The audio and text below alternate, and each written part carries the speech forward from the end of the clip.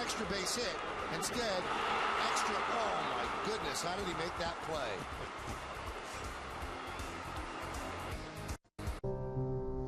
What happens when you take one of the smoothest engines anywhere and add 88 separate measures to absorb vibrations? Absolutely nothing.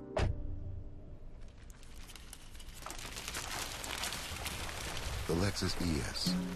Behind every detail, there's a detail. Lease the 2009 ES 350 for $469 a month for 36 months with $1169 due at signing. After 86 years at the same address, greatness has a new home. Join the Yankees as they celebrate the inaugural season of Yankee Stadium with an old tradition, Cap Day. On Sunday, May 3rd, the first 18,000 fans in attendance will receive a Yankees cap courtesy of Zales. Yankee Stadium, the inaugural season.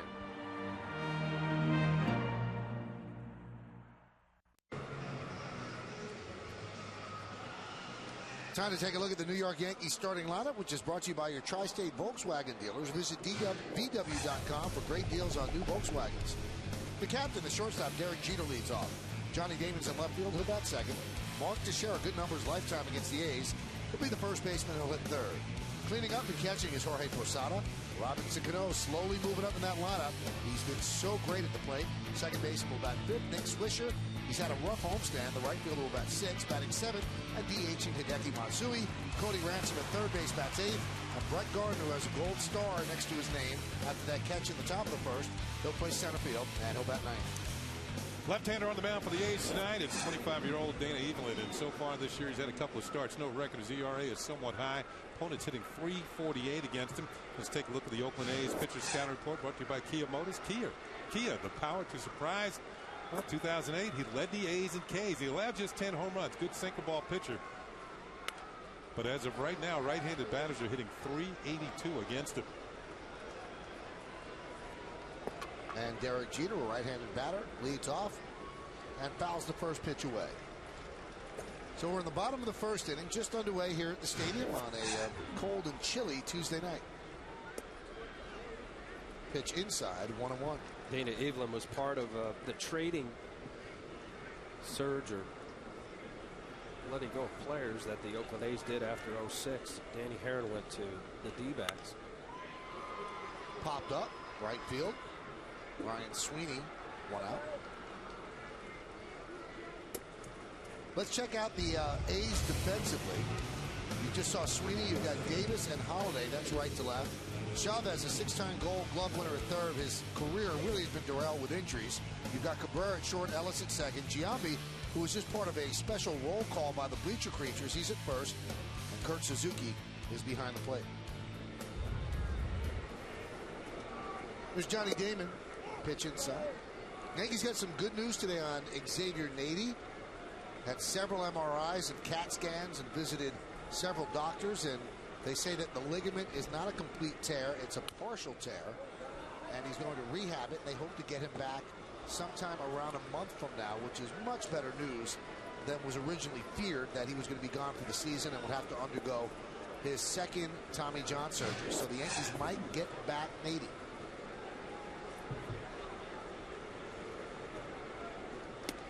There's a strike. I heard you talking about it, Michael, in one of the previous games about early in spring training. Everybody's talking about where is everybody going to fit in the outfield. And don't you know it, every year there's always something. Injuries go down, and obviously the depth of this Yankee team is able to afford it and also need it. You see that a lot of times with teams that have the ability to sign 6 starting pitchers, and sure enough, it'd be great if a team could go without injuries, but it's just not the reality of baseball. I think the real depth also comes in what you have in the minor leagues working at AAA, and they can help you in the future. New York Yankees baseball is broadcast in Spanish. It's available by hitting the SAP button on your television. SAP is brought to you by Toyota, a smart way to keep moving forward.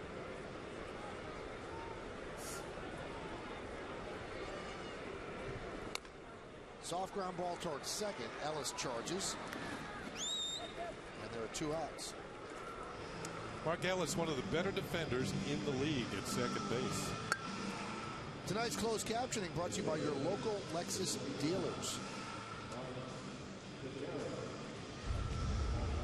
Here's a look. This is a routine play, but I'm just saying that Mark Ellis is very, very slick with the glove. Turns a double play well. Haven't been swinging a good bat. Just about all the A's have been struggling with the bat in the early going here. They got the lowest team batting average. They've scored the fewest runs. And that should pick up for them. Their hitting should pick up. Well, that's exactly what the A's look to do, having been the lowest scoring team in the American League last year. And we showed at the Open they were all offensive veteran players. Giambi leading the way with Matt Holliday. Well, they better have a better second baseman. You need a good defensive second baseman when you've got Giambi at first, because Giambi doesn't cover a lot of ground, and you're going to have to make up for it going to your left. The 2-0. And that's the difference between the Yankees defensively this year. The guy at the plate, Mark Teixeira, put on a show on Sunday with an unbelievable play. He's a Gold Glove winner. And the Yankees vastly improved their defense at first base. You know, aside from the obvious of fielding the throw, the fielding around there, but having the comfort of especially the guys on the left side of the diamond, to know that there's a guy capable of scooping the way he does. This is what Michael's talking about. It's Victor Martinez thought he had a ball ticketed for right field, and Teixeira, quick left hand, snags it, steps on the bag, and the inning is over. He got congratulations from everybody in the dugout. I was watching one of the games you guys were doing in Tampa, and there was a play at runner at second base. He timed the ground ball to third, threw to Teixeira. Teixeira threw back to Jeter and got him out. Next guy gets a base hit, would have been a run scored. And there's a lot of tangibles, the fact that he can throw also. Posada lost one to right field, coming on as Sweeney. It's going to dunk in for a base hit. Teixeira running with 2 outs will head to third. So Posada picks up a single.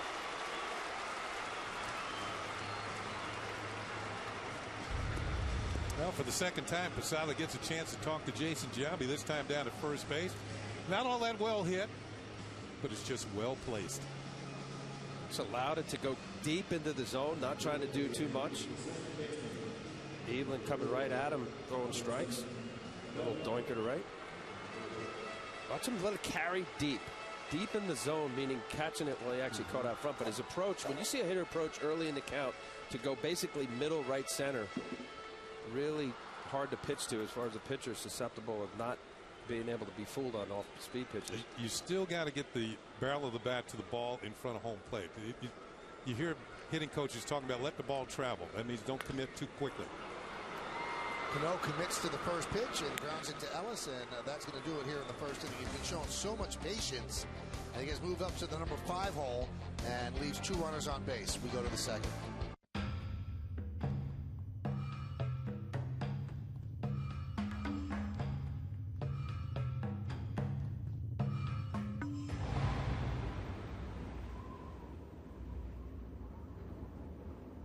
Strength is power. Introducing the all-new TL, the most powerful Acura ever built. Take advantage of attractive lease rates on the 2009 Acura TL for well-qualified customers. These cops from the Major Case Division know just where to draw the line. No one was supposed to die! And when to cross it. Against the wall! Now do we have your attention? Law and Order, Criminal Intent. It'd be a crime to miss it. Weeknights at 11 on My 9. So, your son, now this here is value. Getting what you want, not paying too much for it. So, when I used to mow the lawn and you only paid me $2. That's value. While I washed the car. Value. Clean out the garage. Value. Value for you, maybe. And a valuable lesson for you. Great food at a great price. You can't argue with that. Or this. Right now, 2 beefy double cheeseburgers are just $3. Hurry, though. Offer ends April 30th. I'm gonna take Mom out next time. This is your Movies on Demand screen. Oh, cool. So what are you going to do next? Who are you? Who is he? It's okay. Well, I'm going to activate over 100 HD channels, program his remote, sync his TV with his computer. Wow, it's like you've been watching him all day. Have you been watching me all day? No. Switch to Verizon Fios and get the ultimate home entertainment experience. Plus up to $150 back. This is Fios. This is big.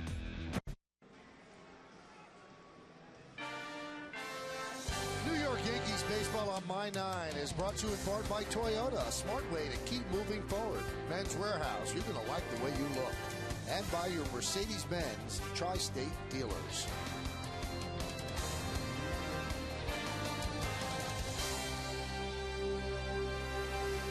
Well, we go to the second inning.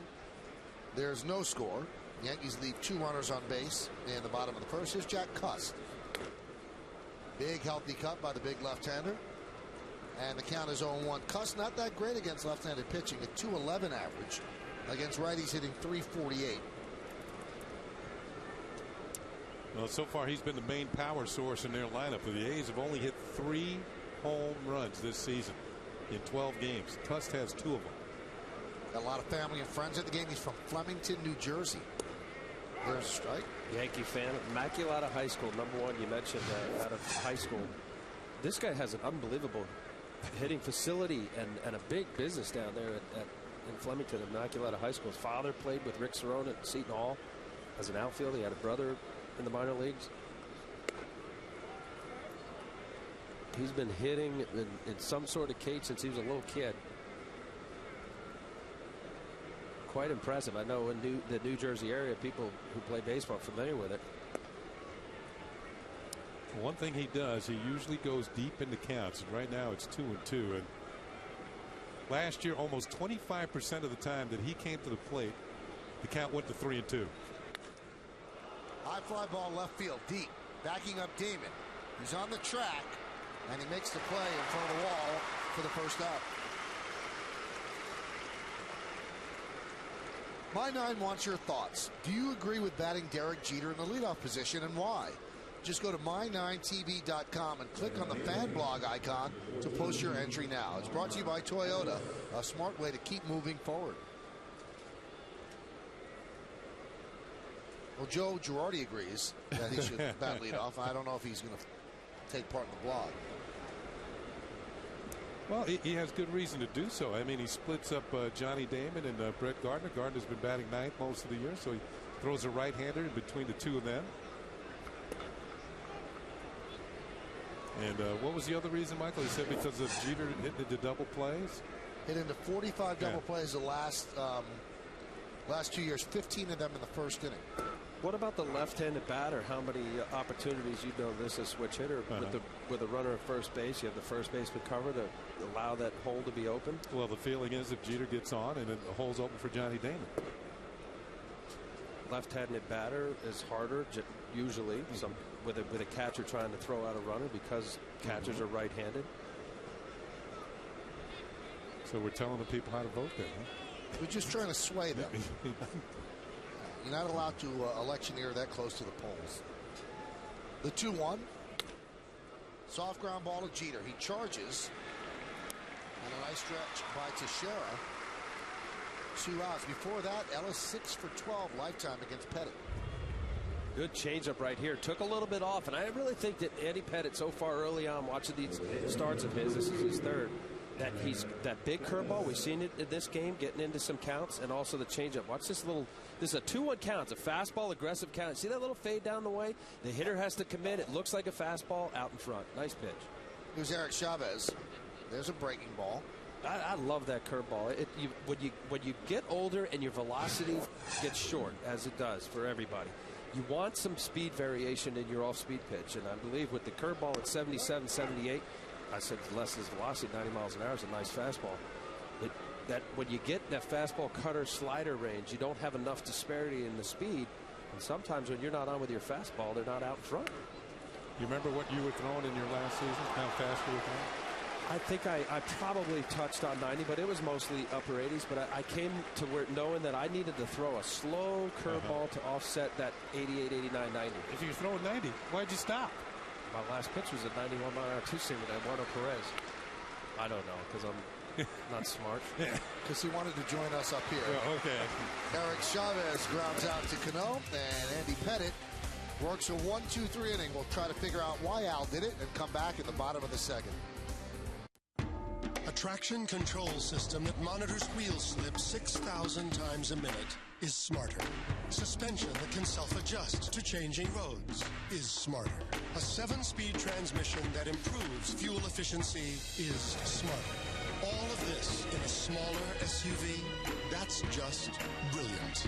Introducing the all-new GLK. See your authorized Mercedes-Benz dealer for special offers through Mercedes-Benz Financial.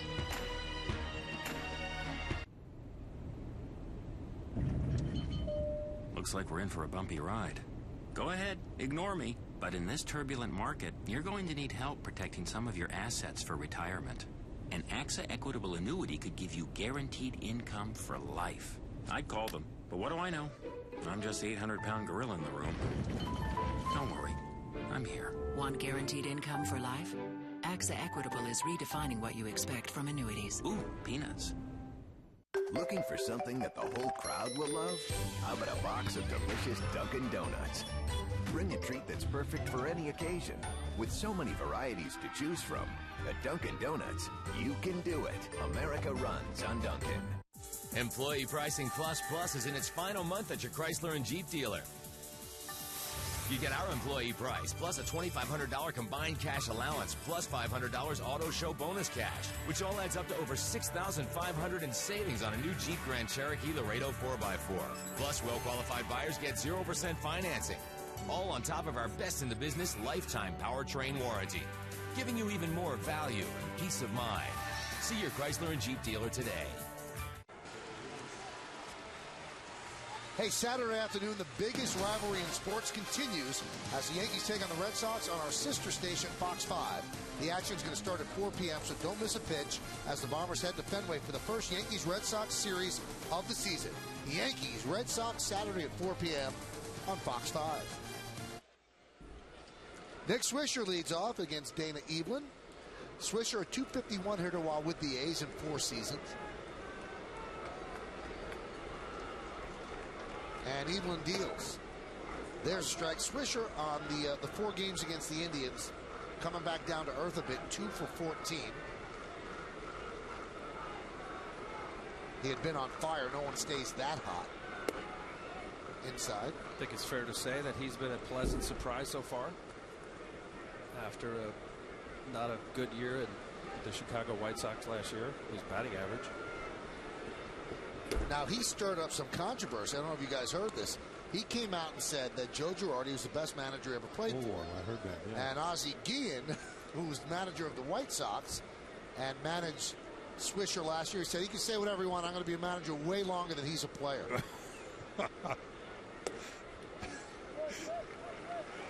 People are sensitive. He's been here 13 games, and he says Joe's the best manager best manager ever. What an impression. Positive. He's allowing this positive glow. It's good to suck up to the principal as Nick Swisher works a walk. I think I was in Baltimore 13 games. I said, Earl Weaver's the toughest manager I ever played for.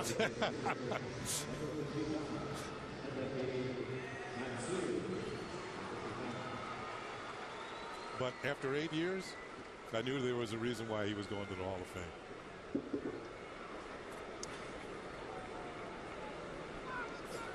Here's Hideki Matsui.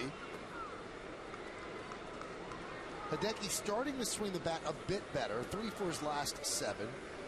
But his knee's a concern for the Yankees. And that's why getting back Nady would be gigantic for them, because then, let's say Nady's arm is such that he can't play the outfield all the time. Well, he can at least spell some time with Matsui in the DH role, and this way you don't have to play Matsui every day. Yeah, but I think it's going to be a while before Nady's even thinking about coming back. Boy, you need your lower half. I don't tell you, Kenny, playing as a pitcher. I had 3 knee surgeries, and the importance of having your legs. And, you can only go by what Matsui is telling the trainers and the coaching staff. You need him to hit, too. You got to push off that back leg, and it's the left knee that had the latest surgery. Matsui says he's fine. Yeah. Well, he's already had the knee drained, so obviously some issues. But he is seeing the ball okay. He's had 6 walks in his last 14 plate appearances. So if he gets on base, they'll take it. But they expect Matsui over a full season to drive in 100 runs, and he has not been hitting that way.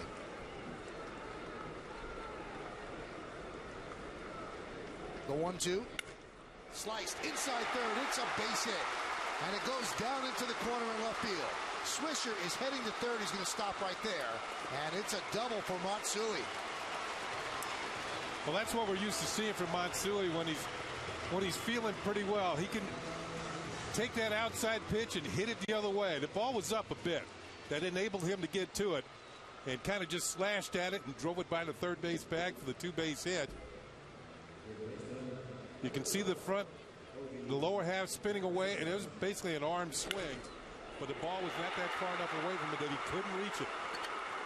And there is Matt Holliday getting introduced to the corner here at Yankee Stadium. What a difference between a well-executed breaking ball. You see, Matsui had enough of his hands back. He was fooled. It was a curveball, but it was, instead of it knee-high or lower where curveball should be, middle thigh, and he was able to put the good part of the bat on.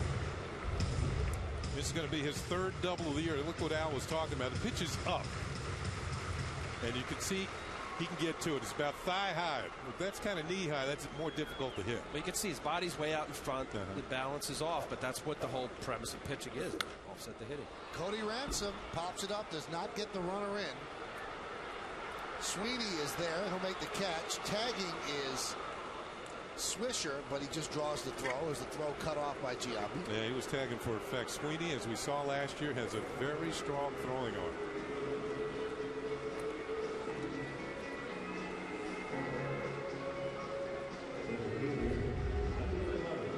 You can see that Mark Ellis, the second baseman, giving away to Sweeney, and this is just a tag to draw the throw.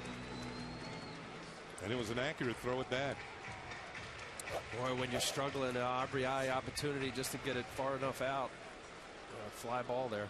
Well, they had the infield back for Ransom. They were going to give up a run on a ground ball, but with Gardner, who likes to slap the ball on the ground, they moved the infield in.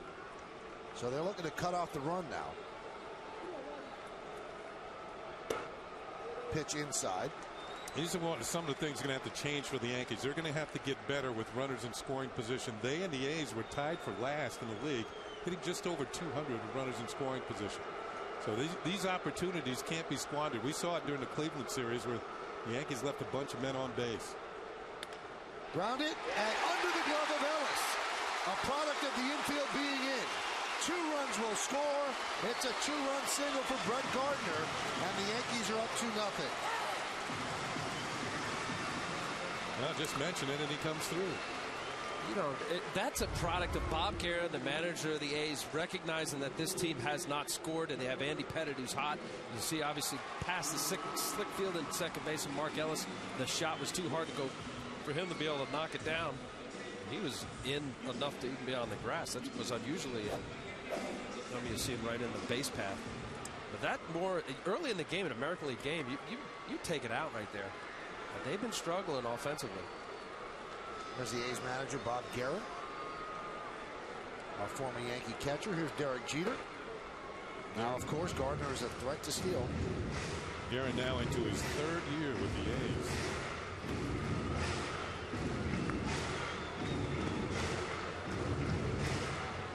Always knew it. Bob Guerin was my catcher in Double-A with the Yankees at Albany and also Columbus, and he was always, you could always tell the guys that wanted to manage someday. Asking the coaches questions constantly. There's a strike. A lot of managers make the transition. In the American League, you've got 5 former catchers. In the National League, 5 former catchers. So 10 out of the 30 jobs taken by catchers. And the best explanation we've ever heard is that catchers have to know what everybody's doing. Was Leland on there?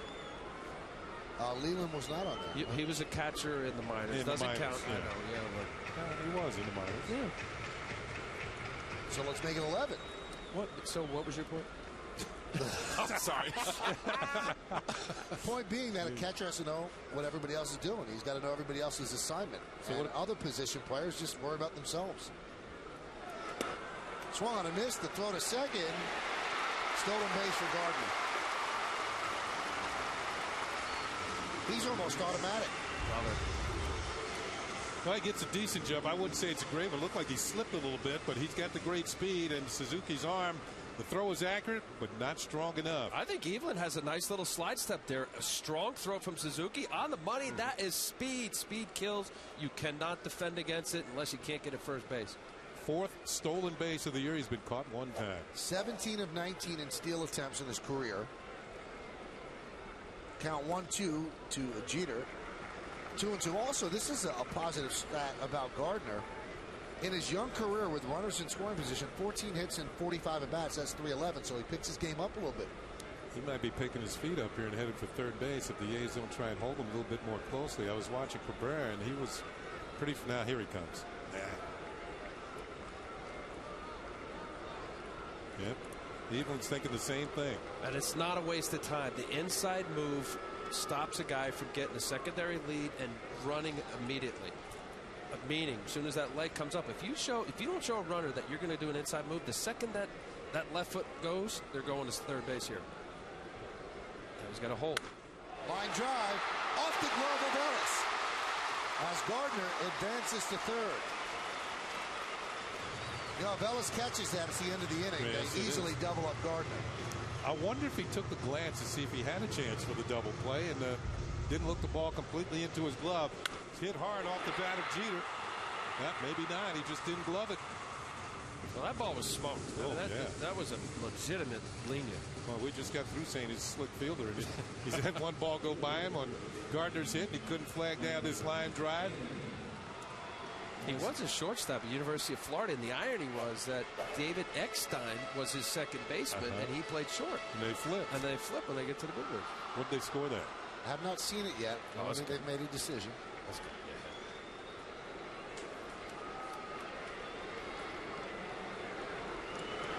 Pitch to Damon is inside. I think it's got to be a hit, too. Yep, it is. Just a hit. I mean, you got the guy who hit the ball, has got the most hits in the history of the old stadium. Don't you want him to, maintain over here across the street? It was well struck. Yes, it was. Line drive, base hit, right center field. Cutting over is Davis, cuts the ball off in the gap. Gardner scores. Damon's going for 2. He's out as Jeter advances to third. It's an RBI single for Damon. It's 3-0 Yankees. RBI single for Damon, but a bad move going to second. There's only 1 out. You want Jeter to be at third with at least 1 out. So Johnny got a little too greedy here. Rajai Davis, the center fielder, has good speed, and he cuts this off. You can see Jeter headed for third. He's there with 1 out. You got to make sure you go into second standing up. He is tagged out by Cabrera, and now there's 2 outs and a runner at third. And if you're scoring, that's 8-6 on the put out at second. Pitch to Teixeira. There's a strike. Johnny coming out of the box. He's thinking double right away, but Davis is thinking, no, you're not. And he makes an accurate throw, and the ball is there waiting for Johnny Damon. Check swing by Teixeira. Did he go? No, said C.B. Buckner at first. I think for Johnny Damon, the ball was hit so hard, and the grass here is impeccable, that it got to Rajai Davis so quickly. That's a decision right out of the box. You say, I'm going 2. It's not. You can't go halfway, run to first, and figure out whether you're going to go or not. Shattered bat, base hit to left field. Jeter will score an RBI single for Mark Teixeira. It's 4-0 Yanks.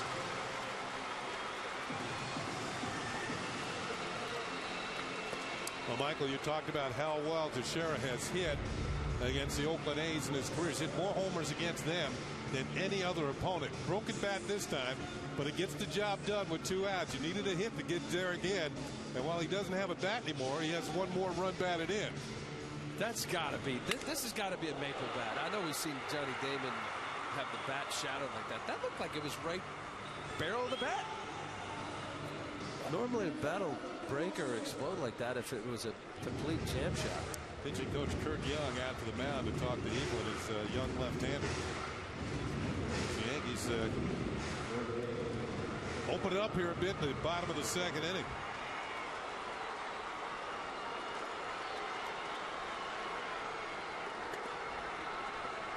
Here's Posada. Fouled away. So the Yankees have scored 4 runs here in the bottom of the second. Take a nice comfortable lead with Andy Pettitte on the mound. Yankees 4 for 5 with runners in scoring position this inning. Cody Ransom made the only out.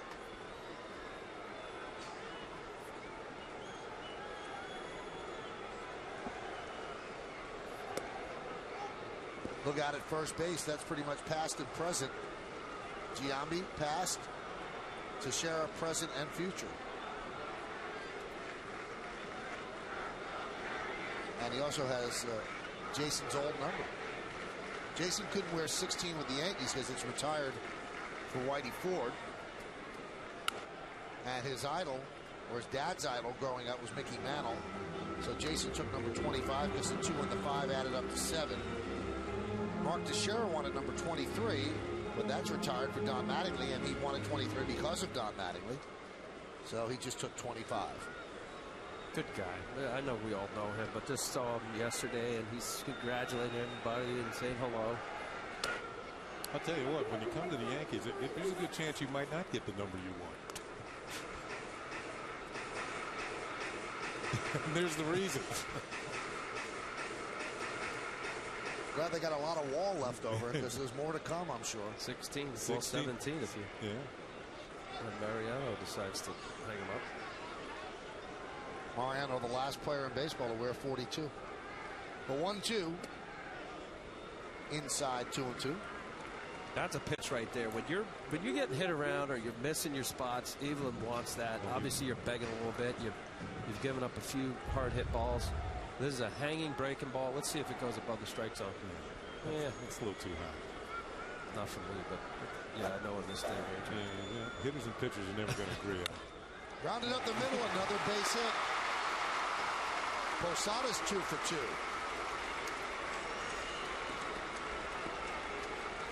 Seven hits for the Yankees overall, 6 in this inning. And they have batted around now here in the second. Came back with the same pitch, took a little bit off. That was middle and low enough for Jorge to stay on this ball and drive it up the middle. Even if he had a better squared position to home plate, he got a shot at knocking that ball down. Kurt Young on the phone. There's Ty Waller, the bench coach, standing next to Bob Guerin, the manager, and there's going to be some stirring in the A's bullpen. 30th pitch of the inning upcoming for Dana Evelyn. And Cano takes outside. Well, 5 singles in a row. Matsui was fooled out front. There was a double down the left field line. Well struck, all of them except Teixeira. Now I guess you could put Posada in that. You got to get your innings out of your starter.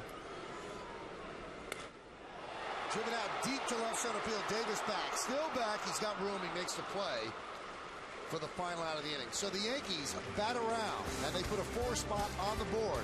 They get 6 hits. They leave 2 runners on. We played 2 at the stadium. 4-zip Yanks.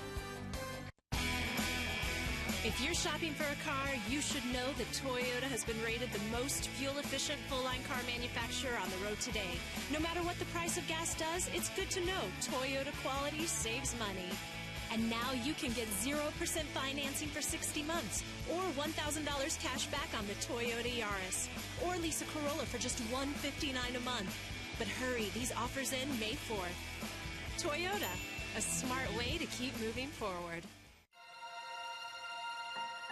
Pour, pure, perfection. Perfect every cup of coffee with the rich and creamy goodness of Land O'Lakes Half and Half. The economy's in trouble. I hear it. I hear it when I take the subway. I hear it when I walk the streets in neighborhoods. But we can do something about it. We are going to come out of this. I mean, do have a plan to get through this. The city can't do everything, but we can do a lot to make it easier for the people that live in the city. For today's new challenges, Mike Bloomberg's 5-borough economic opportunity plan will create or save 400,000 jobs. Infrastructure investments, provide loans for small businesses, a focus on creating new, high-value jobs in biotech and green technologies, and help for middle-class families struggling to make ends meet. We can't afford to play games. The challenges families face are too real and too hard. My solution is built on independent leadership. Focus on the facts and real solutions. Deliver for people, not special interests. And never lose focus on what matters. Jobs. Jobs for New Yorkers in all 5 boroughs.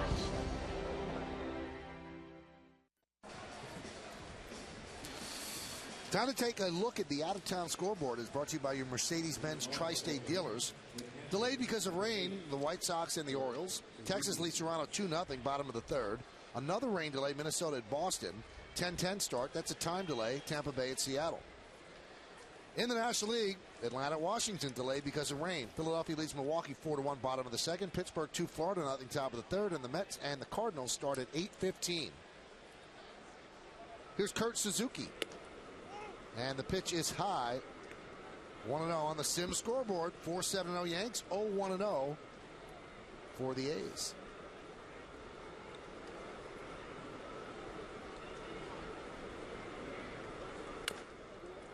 Andy Pettit's got himself a nice little cushion as he hits the mound in the top of the third. His teammates pound out 4 runs on 6 hits. Andy's off to a great start. 10-5 in his career against the Oakland A's. He beat them twice last year and was outstanding in both ball games. He beat the A's on June 12th in Oakland, went 8 innings, struck out 6, gave up just 5 hits and a run. Then he beat them again here in New York at the old Yankee Stadium. 8 innings again, 9 strikeouts. Laced down the right field line. That's going to be trouble. It's a base hit. Bounces up against the wall. Played out there by Swisher as Suzuki will go to second with a double.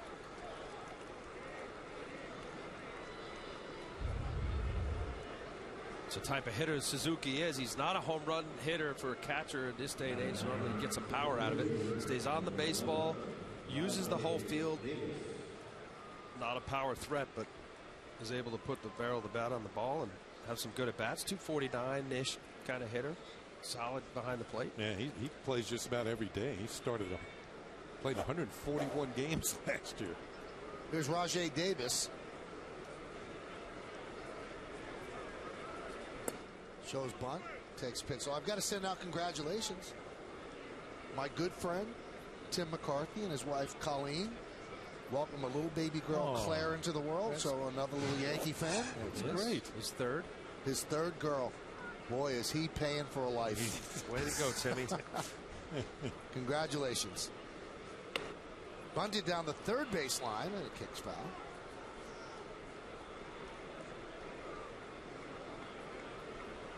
When are you going to get him? I don't want to say it on the air. He watches the games. But you know what? He is the head of 1050 ESPN Radio. I do that. And you can listen to the Michael K. Show from 2 to 7, Monday through Friday. Oh, that's so cheap. What are the times of the show? 2 to 7, Kenny. Okay, Thank you. Yeah. Here's the 1-1. Grounded up the middle, slowed down by Pettit, and stopped by Jeter. And that's going to save a run as Suzuki can only move the third.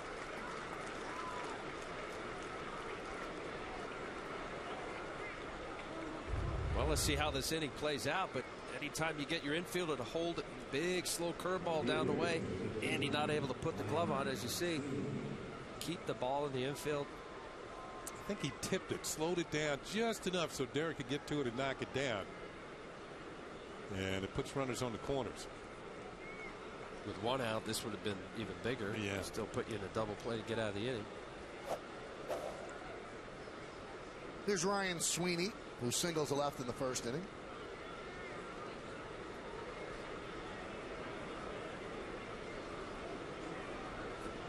You always wonder if a pitcher has a different mindset. I know 4 runs is not a bulk mode, but it's still 4 runs. You have a different mindset when you're sitting on the bench for as long as Andy was, and now you have a 4-run lead rather than a 0-0 game? You're not supposed to, but yes. You feel the relief of, okay, not every 2-0, 2-1 pitch has to be perfect because it could mean the difference of a win or a loss in the case of a 0-0 game or 1-1. But you also have to be careful. I mean, this is clearly not out of it, but when you see a guy get a big lead, you continue to have to pitch, and there's a fine line with, why is he throwing 2-0, 2-1 curveballs in a blowout game? Because that's the way he pitches. Good pitchers to be able to maintain changes speeds and do your thing, your repertoire. 1-1. Grounded foul. We saw Sweeney last year, and the thing about him with the A's last year, they gave him every opportunity to succeed. He batted in every spot in the batting order last year. So when he wasn't hitting that well, they dropped him down. When he was hitting well, they moved him up.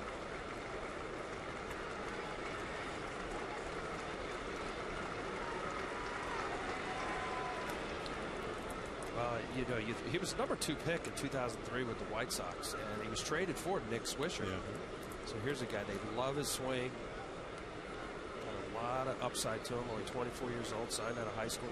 Got some tools in the outfield. Yes, he does.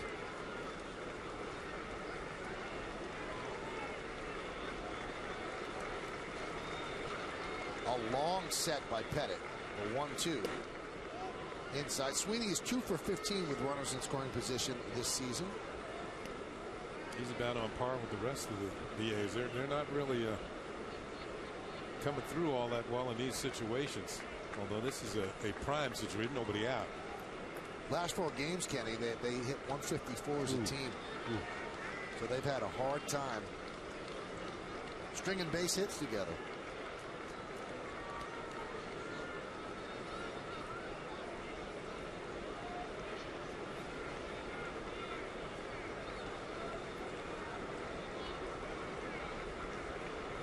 It's been 8 years since the A's have had this bad of a start, 5-7 after 12 games.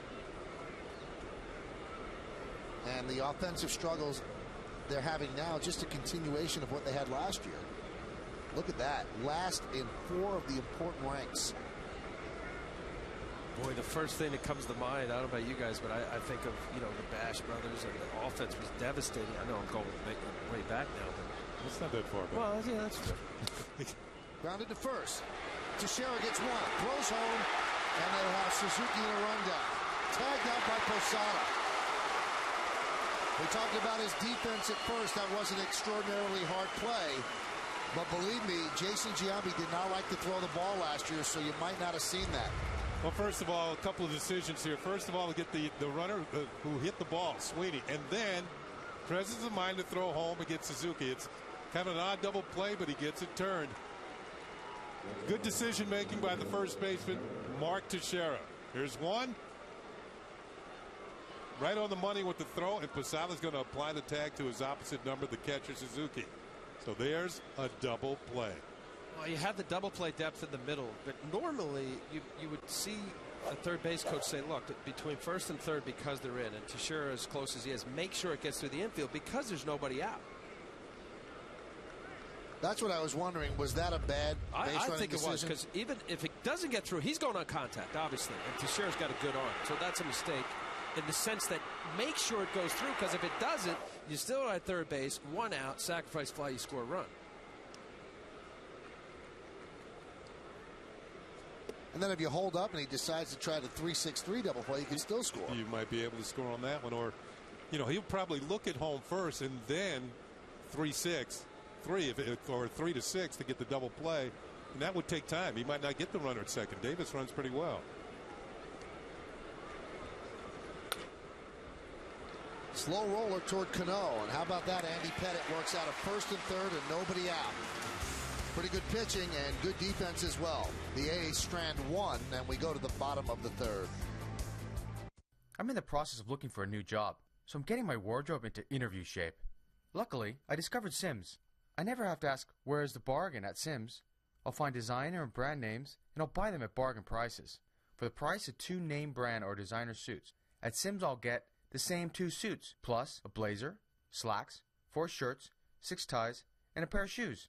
And I'll still get great customer service and advice. I'm an educated consumer, thanks to Sims. Dames en heren, we gaan beginnen!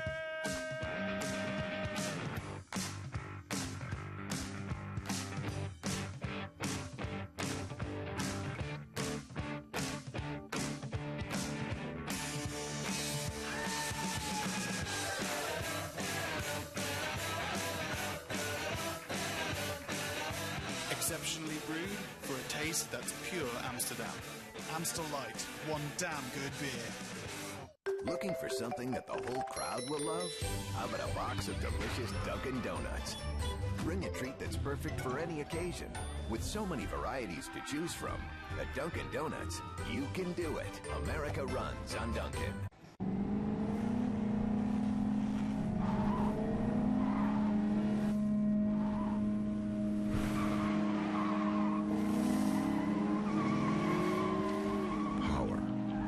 Agility, control, for whatever the road throws your way.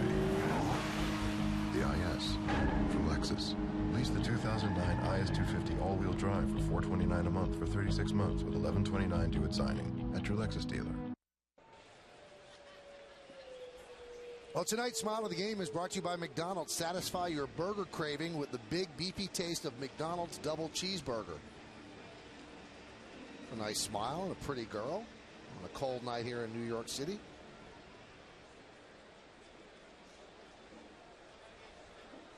On the Sim scoreboard, bottom of the third inning, 4-0 Yankees.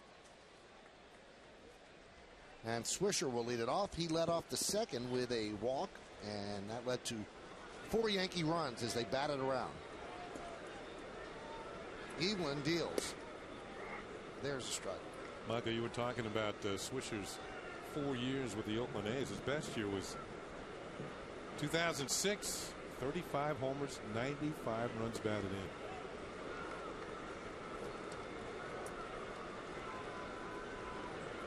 Well, last year was really his worst season. 219 with the White Sox, but still had pretty good power. Rip foul.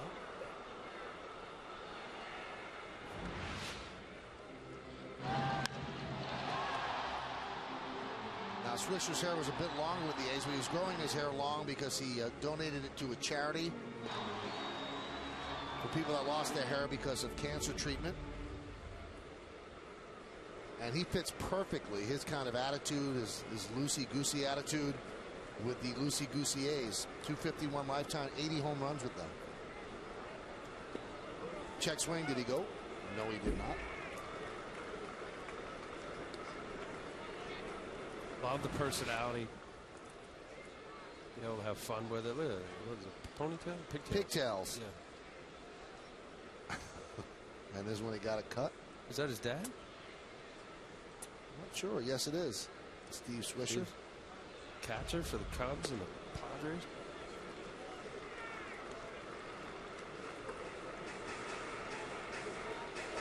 I don't know if the pigtails would work here. Depends on where you are in the city. In the Bronx at 161st and River? I don't think so here. The 3-2. Grounded foul. It is amazing. Kenny gave you the stat before how often Nick Swisher is at full count. Yeah. Well, that's plus for the other hitters. Certainly it shows that he's willing to take pitches. And he and Jack Cust, I'll tell you, both of them, I think they're 1-2 in going deep into counts. They are. Full counts. Cust is number 1 and Swisher's number 2.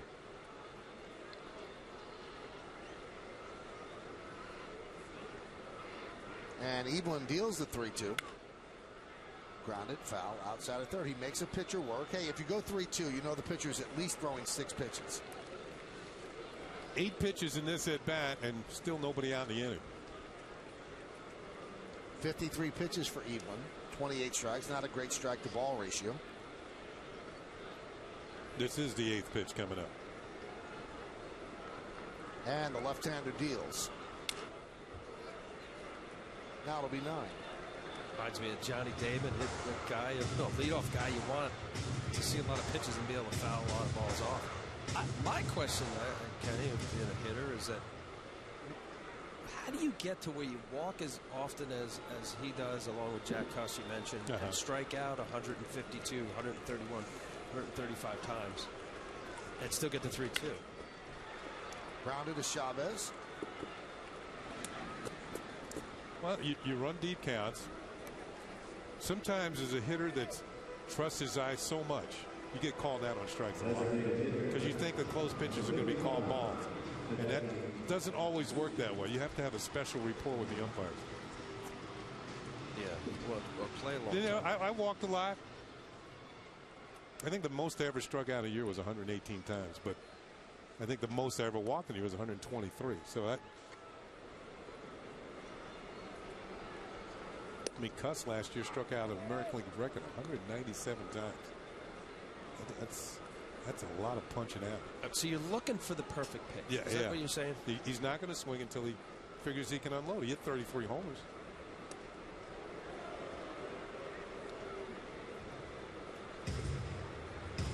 That's a lot of strikeouts to live with in the lineup, though. That's 197 at bats and nothing happened. Nothing. And, you know, you toss into walks, and he's not exactly. I always felt if you run really well, you're not going to walk all that much because they're afraid you're going to steal bases. And I didn't run very well, so pitchers just pitched around me. I got a lot of walks. I was talking to Mike Gallego, third base coach for Oakland A's here, and yesterday talking about situational hitting and how the game is getting to where it really is. It matters. Look at the last inning. Derek Jeter, great play to hold the runner at third base, and Yankees were able to get out of it. Little things like that are going unnoticed. And just how the game has evolved to where it's, you know, back-legging, RBI, home run, and really a lot of players in the lineup really don't care about the strikeout as much. I think it was a pride thing when you played. But you wanted to put the ball in play. Yeah. Just, you know, 2 strikes, you shorten it up a little bit. Maybe not your 4-hole guys. And when I say not care, of course they don't want to strike out. But when you mentioned 197 costs, the year before 164, it just seems strikeouts are much more prevalent. And I guess it goes with the game where it's about driving in runs and hitting home runs. We used to call it the so race, strikeout. And guys, whoever was leading the team, we check the stats every week, and he'd say so. And the whole thing was not to be leading in the so category, strikeout. Here's Cody Ransom. There's a strike. And funniest teammate I ever had was Lee May. And he always said, if I don't strike out 100 times a year, they're going to think I'm not trying. And one day in Cleveland, I came back to the dugout. I had just struck out myself, and he's sitting at the end of the bench laughing and smiling. Right?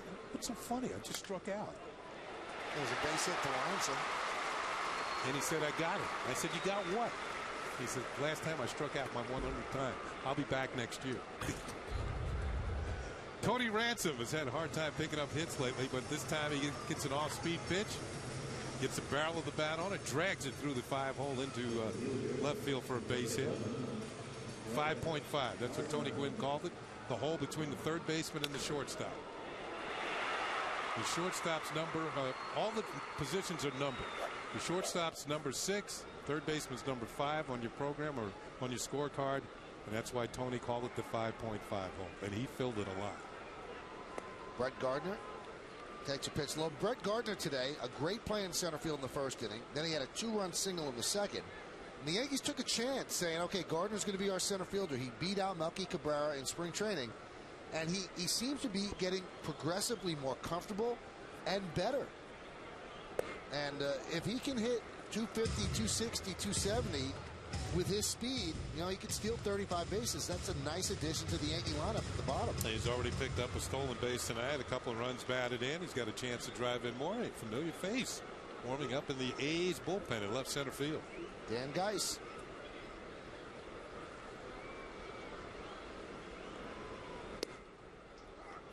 When Gardner first came up last year, he looked lost. He looked overpowered at the plate. Then they changed some things. He worked a lot with hitting coach Kevin Long his second time he came up. And Kevin said, you know, the way you hit right now, you're not going to stick up here. You got to change some things.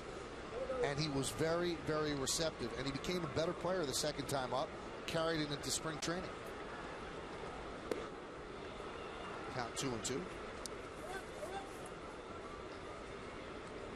In case you just joined us, let's take a look at that play in the first inning. Yeah, this is Jason Giambi, who thought he had an extra base hit until the ball goes into the glove of Brett Gardner on the warning track, about 400 feet away, scrambles to his feet and saved the run in the first inning.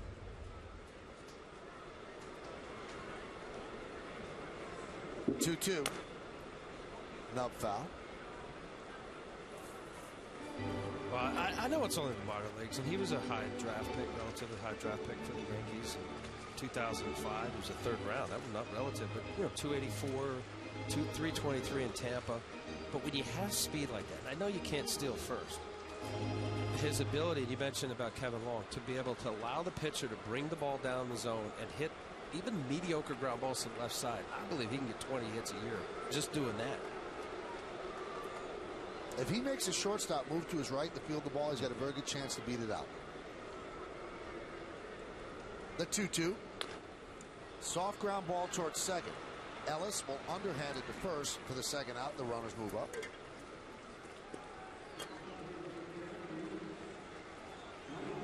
New York Yankees baseball on My 9 is brought to you in part by Acura. Acura Advance. Amstel Light. One damn good beer. And by Hyundai. Ready for good news? Get Hyundai Assurance and up to $5,000 cash back on select models now.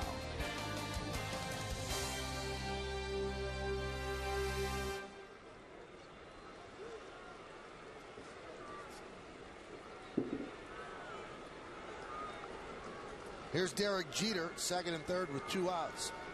Bottom of the third inning, Yankees up 4-0. A chance to put some more runs on the board for Pettit. Pitches inside, 1-0. For both sides here, this is a crushing blow at bat. Derek Jeter come up with a hit here. Now it's a six-run lead for the Yankees. And also conversely, Evelyn knows that he's got guys warming up. You get through this inning, hold those runners there. Big at bat. There's a strike. Jeter 4 for 5 with 2 outs and runners in scoring position so far this season.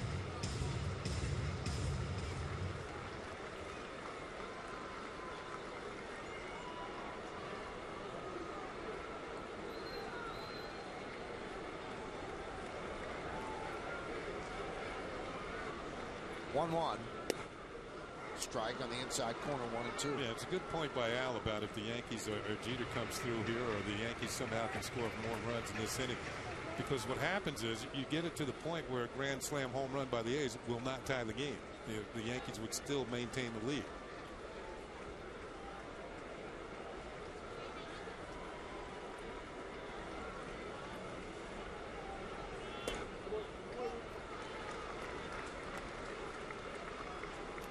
And the count is level at 2-2.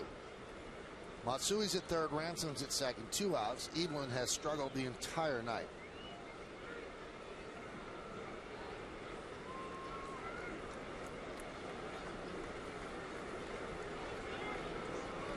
And the 2-2. Nice block by Suzuki, saving a run.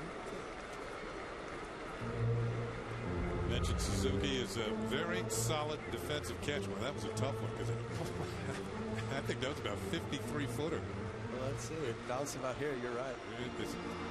That hit him up in the chest area. That's where you get a breaking ball. You say, geez, there's a runner at third base. You know, I hope my catcher catches it. But you, as a pitcher, you have to say, hey, look, he's going to catch it even if it's in the dirt. I got to throw a good one down out of the zone.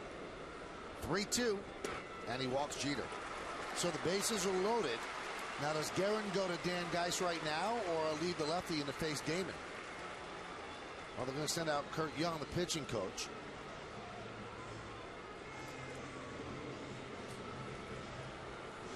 This copyrighted telecast is presented by authority of the New York Yankees and may not be reproduced or retransmitted in any form.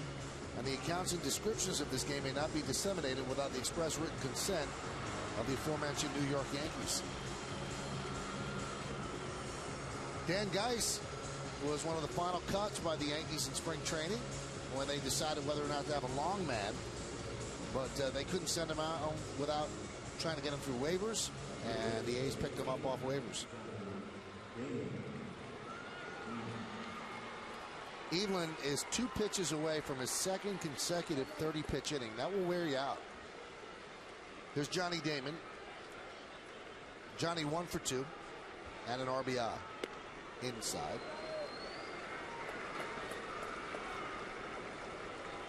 Look at the numbers with the bases loaded for Damon. Close to a 400 average and 6 home runs. Matsui at third. Ransom's at second. And Jeter is at first. Strike. That's a guy who knows that the pitcher is in trouble. The hitter is not. A lot of hitters feel, oh, bases loaded, I got to do it.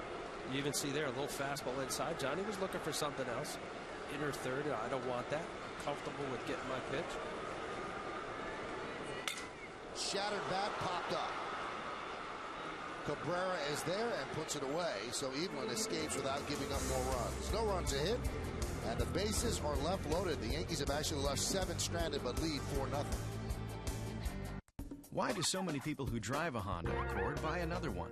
Well, when you have a reputation for quality and reliability, a proven track record for low cost of ownership, and been recognized as the longest lasting car in its class, is it any wonder the Accord has the highest owner loyalty? Yeah, we came up with the same answer. Go to Edmunds.com for an independent report on the true cost to own an Accord. And then see your Honda dealer for great leases and low financing.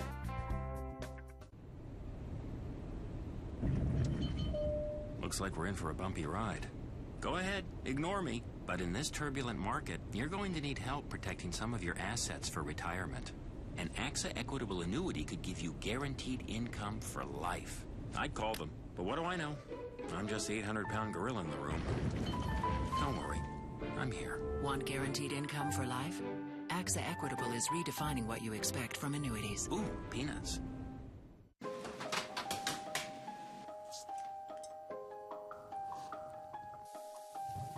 You only get one breakfast, so come to McDonald's and get 2 hot bacon, egg, and cheese biscuits for just $3. There's a rainbow round my shoulder and the sky blue above, and I'm shouting so the world will know I'm in love. There's a rainbow round my shoulder and I'm in love.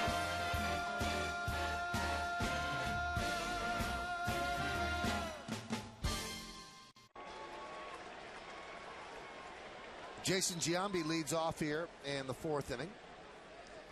And the Yankees lead 4-0. It'll be Giambi, Holiday, and Cust. Giambi robbed of an extra base hit. A great play by Gardner in the 1st in center field. Count 1-0. Jason coming up on a milestone. He's got 396 career home runs. He's trying to become the 44th player with 400 homers.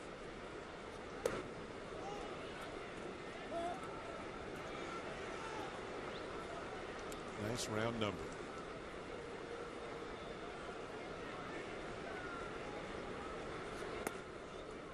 Always had a good eye, and he works to count to 3-0 against Pettit. He has been struggling like a lot of these A's. He's with that great catch by Gardner in center field. He's now 1 for his last 22. There's a strike.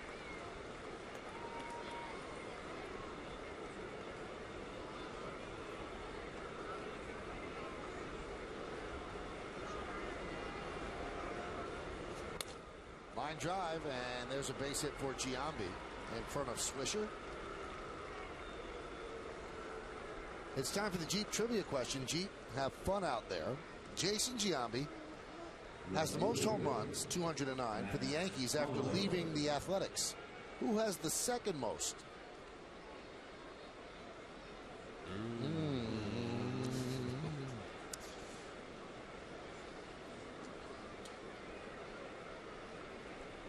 Yankees not holding on Giambi. Here's Matt Holliday.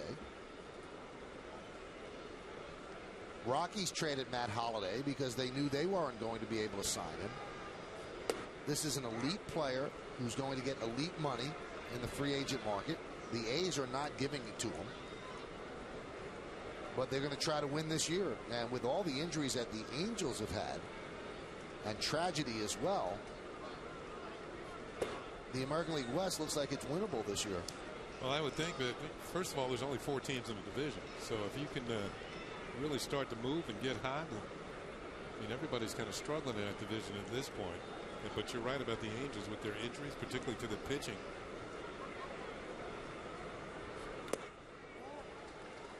Holliday made his major league debut in 2004. He has a lifetime batting average of .319. Now, you always wonder when somebody plays in Colorado how much of it is Colorado and how much of it is the player, but .319 is .319. See his resume there. Won a batting title in 07. Well, his Colorado numbers are there's a big difference between home and away, and a lot of guys are that way. But I just love this guy. I love the way he approaches the game. He plays it hard. He plays it right. Good defensive player.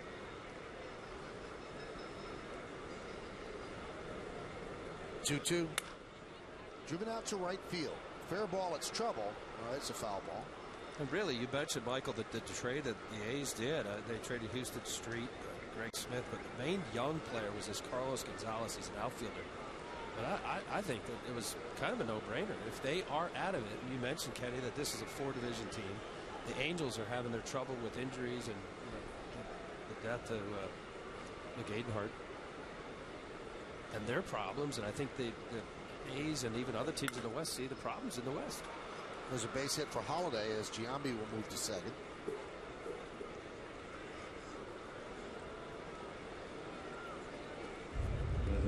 Well, Michael mentioned the fact that he's one of the better hitters in the game, and there's a pitch about belt high on the inner third, and in Colorado, or even in the Bronx, that's going to be a base hit.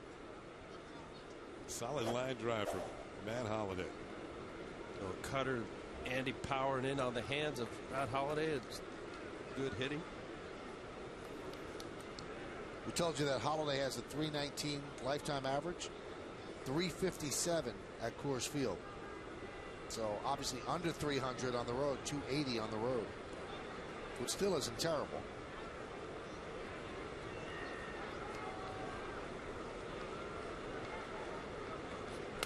Jack Cuss swings and misses. Last year, Coors Field was the #1 park for hitting, and the Oakland Coliseum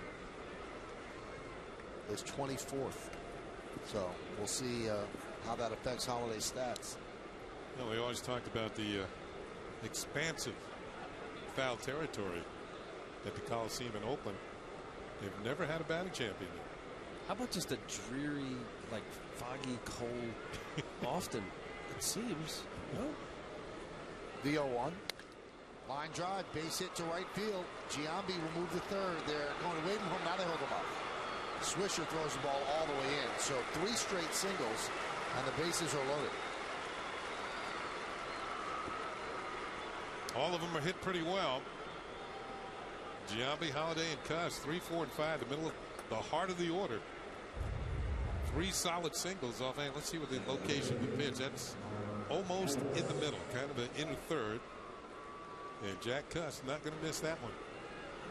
Well, we mentioned Jack Cuss strikes out a lot. He walks a lot, but here's a guy selective enough that he picks his pitch.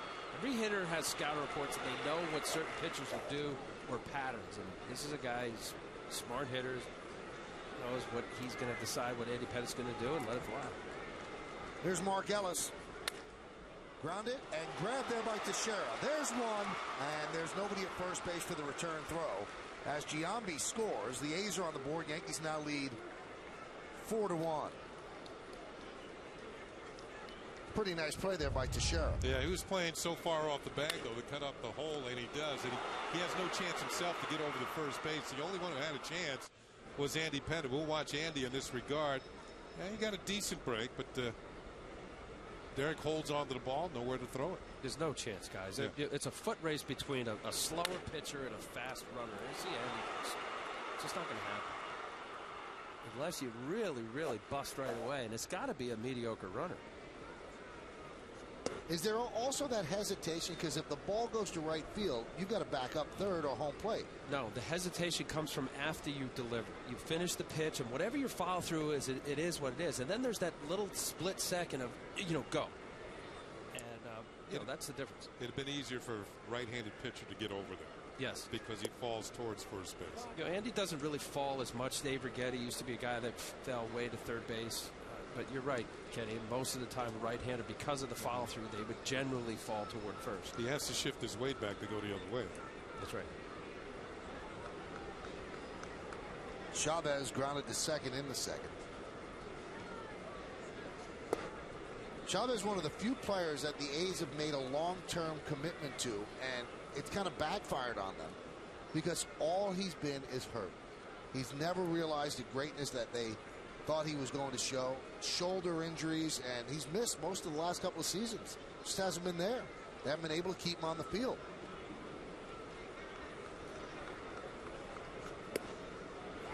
He's in the 5th year of a 6-year, $66 million contract. And look at the last 4 seasons. Look what he did in 07. He played 90 games. Last year, he played in 23. So in 05, 27-101, that's what they thought they were getting. And 160 games, but he has not been able to stay on the field. And you toss in his Gold Glove defense. He won 6 in a row. So they thought they were set at third. Slow roller up the first baseline, fielded by Pettit, and he throws the ball into the runner. Everybody's safe. Scoring is Holiday, the second run for the A's, and now they're going to call the runner out because he was in the baseline. Now Bob Guerin's going to come out and argue. Well, Brian Gorman, the home plate umpire, called it right away. He said Andy Pettit had nowhere to throw the ball. Guerin's going to argue here. We're going to check out the Chavez going down the line here. And it does look like he's inside the 45-foot line when the ball hits him. Yeah, definitely he is. You have to run in between those two lines when you get halfway down to first base, and he does not. And the ball hits him, and he's immediately called out. And that means the runners have to go back to their respective bases. That's the big part of it. Holiday has to go back to third. So the A's will lose a chance to pick up a run. The right call was made, but if you look at the box, the way it's drawn up, it's ridiculous that you have to stay in the box, especially you have to almost kick out your foot like a rocket if you stay in the box to touch first base. Okay, good point. And I think, but coming from the left side is a little different, Michael. From the right side, I give it to you. There's a lot of right-handers that have to force their way on the outside. Here he's just running on the inside of the line. I think there is some latitude if they are on the line, but to the foul territory side. But you could see clearly Chavez was more on the inside part of the feeling is that halfway down the line, you should be able to make the adjustment and get in between those two lines. That's why it's the 45-foot line. That was a big play. That was a big play. Grounded and past the dive of Ransom into left field. So Holiday scores anyway, but there is 2 outs rather than 1. Runner moves up, an RBI single for Suzuki. He's 2 for 2 against Pettit. Yankees lead 4-2. Well, the Yankees obviously with scouter report, Kurt Suzuki has shown enough bunt in his career for Cody Ransom to be up as close as he was. Let's see if we get a. He's playing even with the bag. Hot smash past him. With 2 outs, you'd think play back. And I say you would think that through scatter report, obviously the Yankees know that this guy has bunted before.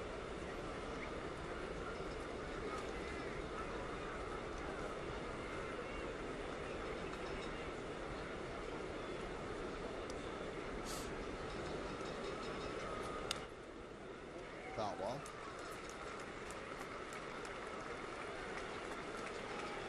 Well, obviously the second time around for the A's has been much more successful against Andy Pettit than the first time.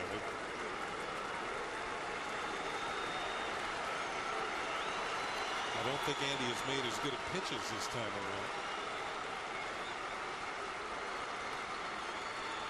Runners go. The 0-2 is outside. Ellis moves to third.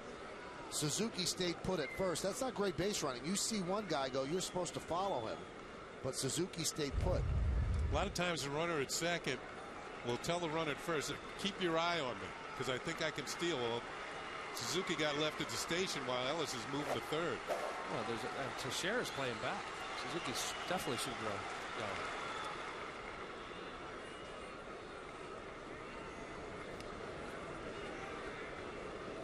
Of course, Andy's more concerned with getting the third out in this inning. He probably didn't pay much attention to Ellis at second.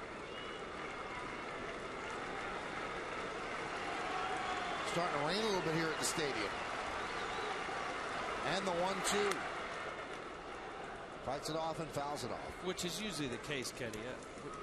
When you have 2 out, 1 out is completely different. Obviously, you want to make sure that runner stays at second base because of the sacrifice fly, and there are 13 different ways of scoring from third base with less than 2 outs. You got the number 9 hole hitter, you go after him.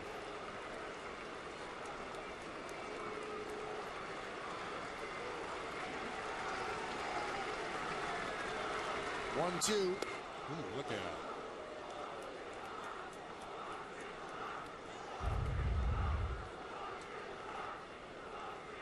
Almost caught one in the elbow.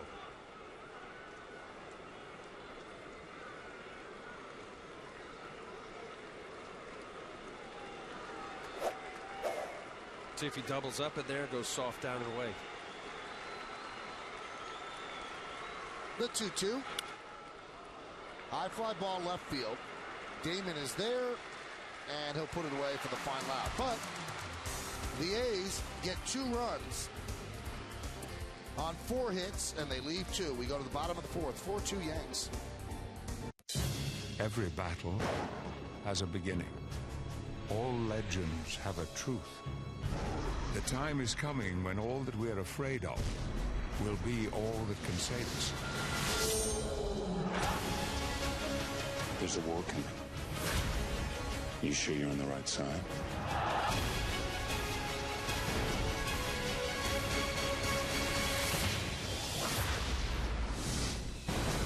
Rated PG-13. Kyle! What's up, Mom? You went on a 29,000-mile joyride in my brand new BMW? Mom, it's pre-owned. But your father said it was new. Yeah, new as in you didn't have it before. Looks like new, performs like new. And with a warranty for up to 6 years or 100,000 miles, it's hard to believe it's pre-owned. Wait till your father hears about this. He knows all about it. Take advantage of 0.9% financing until April 30th. Looking for something that the whole crowd will love? How about a box of delicious Dunkin' Donuts? Bring a treat that's perfect for any occasion. With so many varieties to choose from, at Dunkin' Donuts, you can do it. America runs on Dunkin'. On the next Friday Night SmackDown. My name is CM Punk. His style, unique. His attitude, straight edge. And whether he's chasing his dream. CM Punk is Mr. Money in the Bank. Or putting opponents to sleep. Bank on him to come out on top. Keep your eye on CM Punk because you never know when he's going to cash in. Friday Night SmackDown. Friday at 8 on My 9.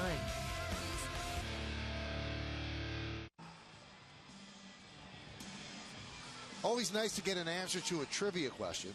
We gave you the question, the Jeep trivia question. Giambi has the most home runs, 209 for the Yankees after leaving the Athletics. Who has the second most? Who is it? Roger Maris. Maris. Oh, Kansas City. 203. Teixeira rips one down the left field line, but foul. Now with the raindrops, we harken back to 2002 when Jason Giambi officially became a Yankee.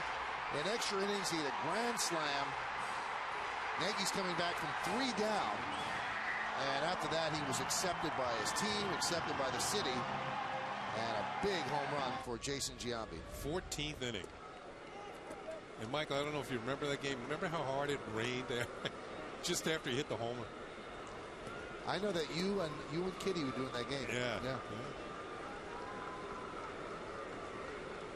Is there any better in baseball than a walk-off home run? It's so exciting. Or walk-off hit. You ever give up a walk-off home run? Probably. Probably. Did you? No. I wasn't in long enough. The Twins had just scored 3 runs in the top of the 14th inning, and Giambi hit a grand slam to win. That's only the second grand slam in Major League history where a team came back from 3 runs down in extra innings. The other one was by Babe Ruth. It's pretty good company. Not bad. The Bambino and the Giambino. 3-2. Swing and a miss. Blew it right by Teixeira. 1 away. Now the Yankees announced today that Chien-Ming Wang is going to go down to Tampa and work, as you see Teixeira swing through strike 3, and work with the Tampa coaches. Now he's not being sent down because 3 years in the big leagues you can't be sent down without going to waivers or having your permission. So they're skipping him over in their start for Boston. And they're going to send him down to Tampa where he's going to work, throw 100 pitches under their watchful eye. And there are a lot of reasons why you do that. If you keep him up here, Dave Island has 11 other pitchers he has to deal with. And he can't devote all of his time to Chien-Ming Wang. So they end up sending him down there, and he'll spend his time down there looking at film, looking at tape, and working on the mound. Good idea or bad? I think it's great. I think he knows that he needs to get some work in. It's non-result like. You don't have to worry about a consequence of an umpire in Major League game and ERA and numbers and all that. He needs to continue to pitch. And watching him, and it's only through the games that I watch on the network here, haven't been through that. Maybe, Kenny, you could take us through a long slump, but, so long as a player doesn't focus on the bad numbers, and I know it's difficult, hitters especially, because you got these scoreboards everywhere and you see the bad crooked number, but here's a guy that 19-game winner. So long as he's healthy, and that would be my biggest concern, Michael, is that there is something wrong. Now that foot is important. We talked about the knees of Hideki Matsui. If he's not getting the same push, or all of that doesn't feel the same, then there's a concern. And a good changeup from Evelyn. So he says he feels fine, and it's a matter of him working it out. I watched the game in Tampa, and at least through the first inning, I know he's got to establish that sinker. He threw 19 pitches, of which 17 were sinkers and 2 changeups. But you can't ignore that number, Al. He's got to know 34.50. It's going to take him months to get that down. You know what? If he does, it's going to be a bad year all the way through. I think you look at it and you say, I have 31 more, let's see, 34. You have 30 starts or 29 starts. He still has a shot of winning 19 if he gets it right. And I'm not delusional. This guy's got great stuff. You can't, when you have one pitch and it's not working, and I can relate to this because I threw a lot of cutters, primarily cutter. You have to have something else to fall back to be able to throw a strike and get into the count. So I understand about establishing his number one pitch as his sinker, but he's got to be able to throw his second pitch for a strike, for a called strike. That's the same thing with A.J. Burnett. When he was with the Marlins and spraying balls all over the place, 95, 100 miles an hour, he got to a point where he recognized, I need to get a called strike curveball, not a put-away strikeout pitch, but a curveball, so that guys get off my fastball. And I think it's the same thing with Chien-Ming Wang. He's got to show hitters that he could throw something off Pete for a called strike. With the assumption and that his sinker is right. It appears his next start's going to be in Detroit. That's what it looks like. On a bigger ballpark. Yeah. Well, it's not so much that. I mean, they got major league hitters there too. They got Miguel Cabrera, led the league in home runs last year. He's got to get the sinker down. That's exactly what he's got to do. And I think it's good that they're sending him down where he can work on it. Base hit for Cano. So, but then the question is this: he says he's healthy. He's not going to the trainer's room, and that's the most important thing. You worry about his arm, fine. He says his ankle is fine after the Lisfranc sprain, and that would be his push-off foot on the rubber. Why isn't it sinking, Al? I mean, you could say he's got to come up with the second pitch. He can come up with the second pitch, and if that sinker doesn't sink, he's not winning. He's just not winning. You know what? It becomes mental, and I know I've talked about this a lot with you guys, and I believe it because I lived it. You could have good stuff and stop believing it. Everybody else is telling you, get your sinker, bore down, get ahead and all this. But if you don't believe it, and then you go into your start and you have a terrible first inning or two, as he's been, it just snowballs and you stop believing. You stop believing in your stuff. That's what I believe that. If he feels fine, and mechanically, I talked to Dave Allen, he had a great side day today, and I know it's only on the side, but you got to start from somewhere. When you start recognizing it's about execution of pitches and not the end result, that's when you turn it around. It's just like as a hitter. If you're struggling, you want a good at bat. You hit the ball hard 4 times, I got something. You draw a walk. You draw a walk. Yeah, I think that it gets to be mental after a while for a pitcher or a hitter. When you are struggling and all of a sudden they're racky-tacking you all over the park as a pitcher and you can't seem to figure it out, I think it's something mechanical, as subtle as it might be, just the way he holds his head or the way he turns his shoulder, just something's not working, and he's keeping that sinker up in the zone. And as opposed, and they say he's not throwing it as hard either. So maybe that's it. If it's something mechanical, he can force the ball down in the zone with a little more authority. The 1-1. Do you think it's a good idea to skip him over the Boston start? Yeah, in particular after yesterday's rainout, I think it's a good idea because then you can push Andy Pettitte back to today, and it gives the Yankees one more day to recoup him not pitching. And there's an off day on Thursday as well. So I think it's a good thing that it appears they don't need a 5th starter until they get to Detroit, and it's going to be his turn. So he'll be down in Tampa working. He'll come back and face the top. He's a big boy. There's no disguise of the fact. He knows he's struggling. Absolutely. Let him get away from it. It's like a hitter struggling for a few days. Everybody's talking about it. The writers coming up. Everybody. Get him away from it a little bit. There's no question about it. You get an opportunity to skip a start. Now, he said, I get paid to pitch. I want to pitch against the Red Sox. So he's saying he wants to pitch, which is a good thing. Yeah. He doesn't say he wants to be skipped over. But do you think that let's say the Yankees were playing the Texas Rangers. Would I'd you still skip them? I'd still do it. I think there's enough going on there, mentally and mechanically. And you mentioned about the mechanics. Dave Island was talking about him breaking his hands a little sooner so he gets on top and a better lever system of getting towards a better direction of home plate. All of that. Yes, Michael, it's key because it snowballs, and that's exactly what's happened. And it's only 3 starts. You get 34 starts. Did you ever go through an extended slump like that as a pitcher? Absolutely. And the worst thing about this is what? It's his first 3 starts out. If this was in July and he was 9-4, it would get disguised somewhat. I mean, I know the 34.5, you can't hide that. But, you know, there would be some base. There's times during the season when your ERA is going to be a lot higher than what you're going to finish. Look out. A little calling card for Nick Swisher. I like the way he bounced right back in there. Get back in there, Nick. Don't let him do that to you. Well, you don't want anybody to go for neck or inside, but there's no question about it. You show me a good pitcher, and I'll show you somebody who throws inside effectively. Yeah, but you show me a good hitter, he's going to get right back in there, too. Now, he got knocked down against Tampa Bay and came right back and hit a home run. 1 pitch later. Look for something soft down and away. Runner goes. Fouled away.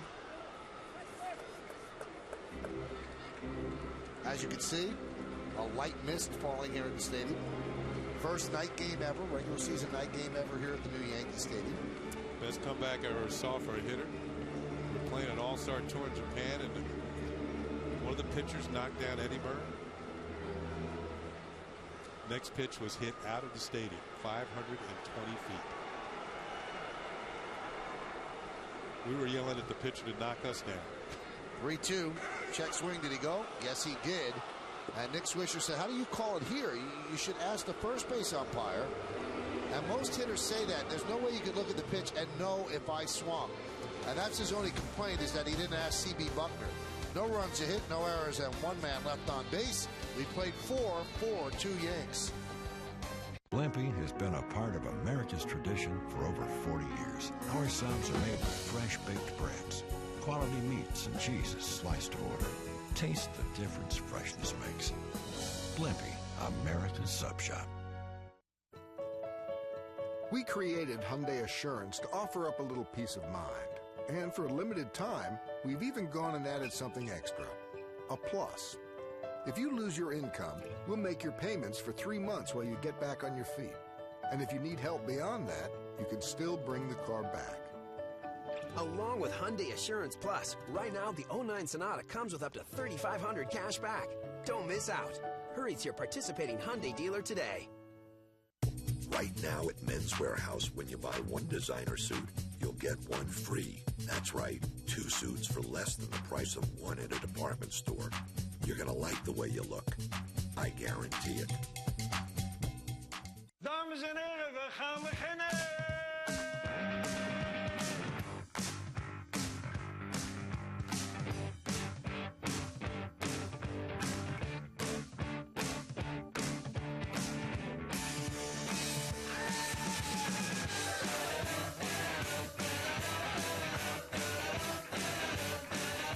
Exceptionally brewed for a taste that's pure Amsterdam. Amstel Light, one damn good beer.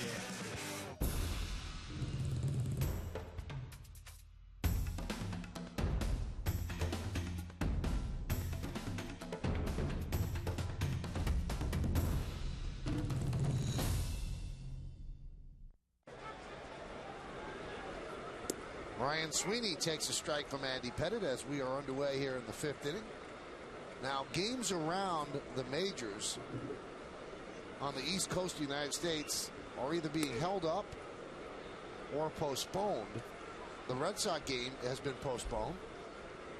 The BP Amoco scoreboard shows 4-2. Yankees leading the top of the 5th. So there's rain in this area. And now this inning becomes very important. You get through this inning, it's an official game. And there you see the Twins and the Red Sox postponed because of rain.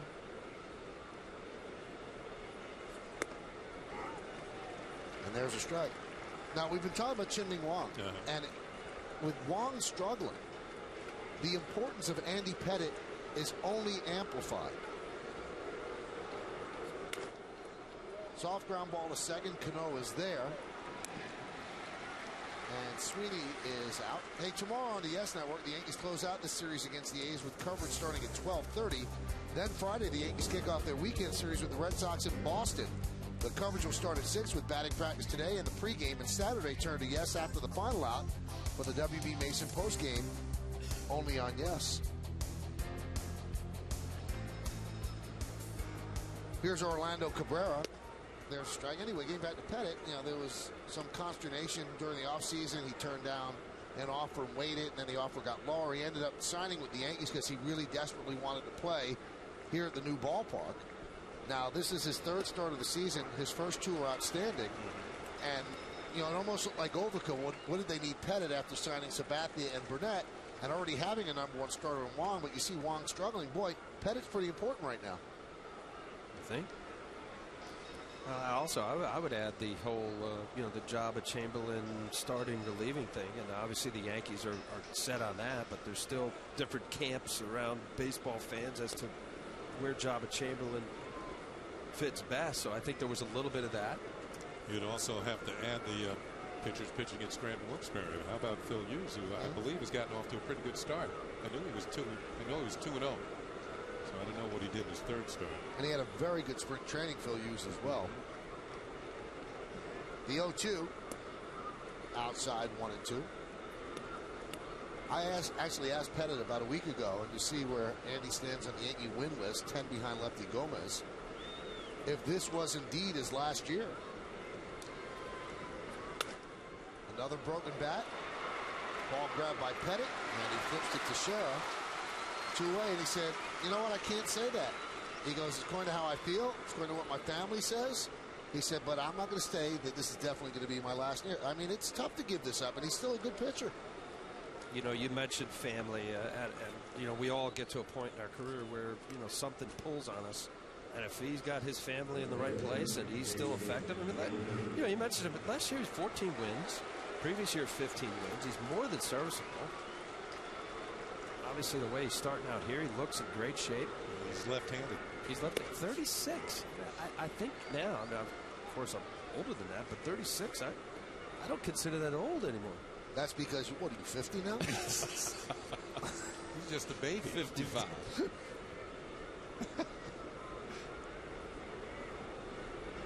It is amazing how your perspective changes as you get older, because, when you were 20, 36 seemed old. Now you're trying to sell us that it's not. You know what happens? The sands through the hourglass start running a little quicker as you get older. So are the days of our lives, Keely. The 1-1. Well, I did know this. At my first year as a Yankee, I was 21, and Tommy John was in the same rotation. He was 46. And I did feel like that was old. How old are you now, Al? I'm 43. The 1-2. And Giambi lofts one to right field. Swisher's there, and a 1-2-3 inning for Andy Pettit. A bounce back from that rough fourth, and it also makes it an official ball game. We're halfway through. Yankees 4, Athletics 2.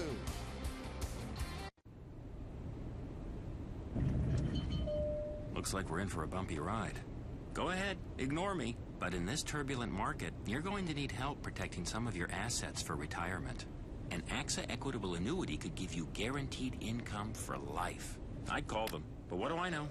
I'm just the 800-pound gorilla in the room. Don't worry, I'm here. Want guaranteed income for life? AXA Equitable is redefining what you expect from annuities. Ooh, peanuts. Looking for something that the whole crowd will love? How about a box of delicious Dunkin' Donuts? Bring a treat that's perfect for any occasion. With so many varieties to choose from, at Dunkin' Donuts, you can do it. America runs on Dunkin'. This is your Movies on Demand screen. Oh, cool. So what are you going to do next? Who are you? Who is he? It's okay. Well, I'm going to activate over 100 HD channels, program his remote, sync his TV with his computer. Wow, it's like you've been watching him all day. Have you been watching me all day? No. Switch to Verizon Fios and get the ultimate home entertainment experience. Plus up to $150 back. This is Fios. This is big. This isn't the soft kind of luxury. This is start a business, sell it, and then start another one luxury. This is advanced digital IV Tech luxury. It can find you an uncrowded highway or a crowded club.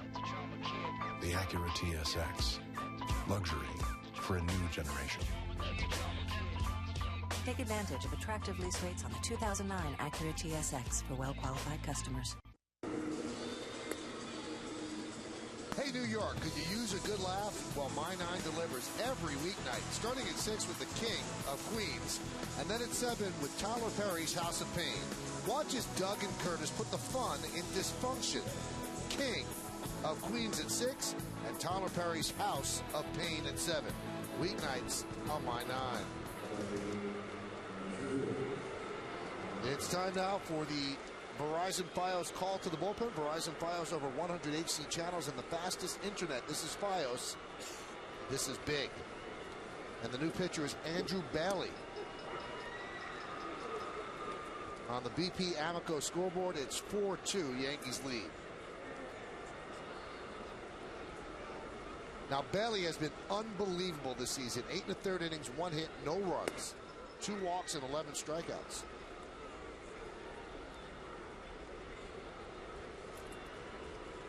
Here was a guy at non-roster, comes to camp, and really impresses everybody. Talking to Bob Guerin, the manager, said he came in and every single outing he was money. Lofted to left field. Holiday is there.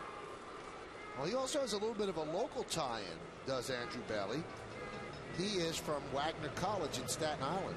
And Andrew Bailey is the first player from Wagner College to play in the big leagues since Kurt Blefary back in the 1960s. Oh, Kurt Blefary.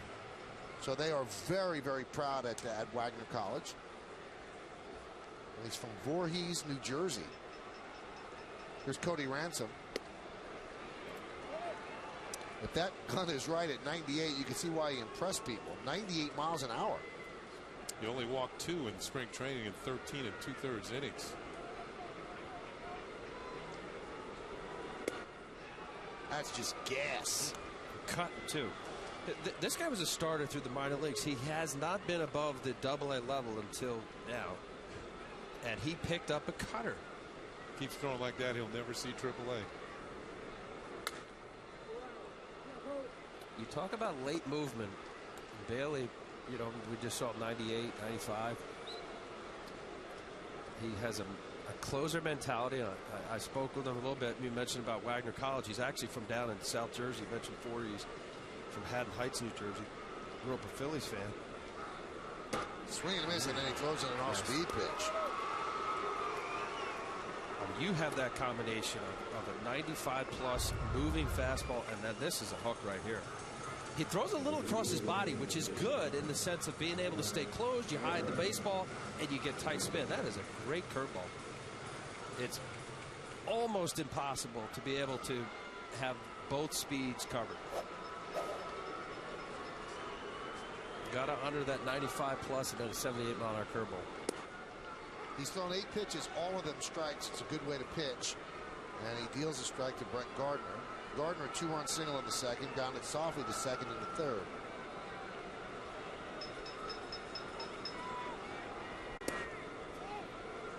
Yeah, those cutters there. You see that 93, 91. That's a good fastball. And for him to be able to cut the ball in on the lefty.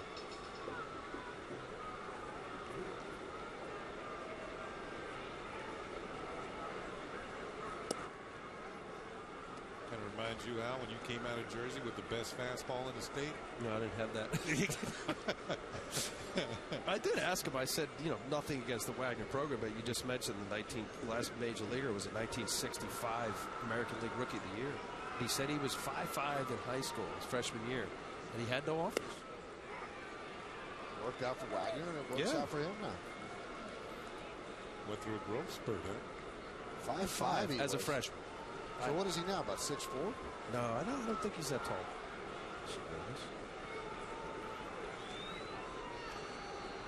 2-2. Soft ground ball to second. Ellis charges. Bare hands got him. So here he is pitching at Yankee Stadium for Mr. Bailey. It's a wonderful life. He retires the Yankees in order 1, 2, 3 as we go to the 6, 4-2 Yanks.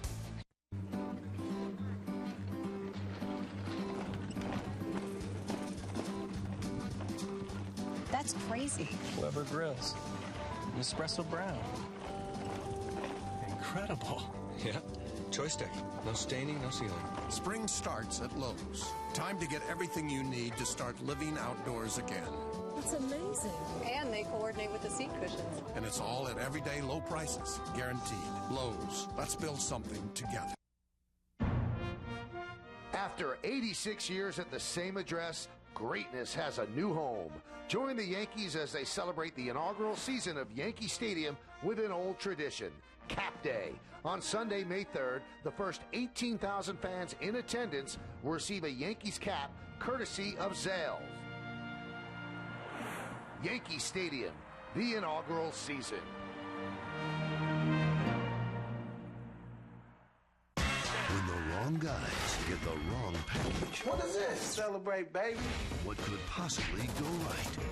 Donald Faison, Mike Epps, and Bo Staff. Can I say one thing? What? I like your outfit. Next day air, rated R, May 8th. If you're shopping for a car, you should know that Toyota has been rated the most fuel-efficient full-line car manufacturer on the road today. No matter what the price of gas does, it's good to know Toyota quality saves money. And now you can get 0% financing for 60 months, or $1,000 cash back on the Toyota Yaris, or lease a Corolla for just $159 a month. But hurry, these offers end May 4th. Toyota, a smart way to keep moving forward. Well, we go to the 6th inning here at Yankee Stadium. Yankees leading the A's 4-2. Matt Holliday will lead off. Yankees with 9 hits, the A's with 7, and Pettit deals. High fly ball, shallow left.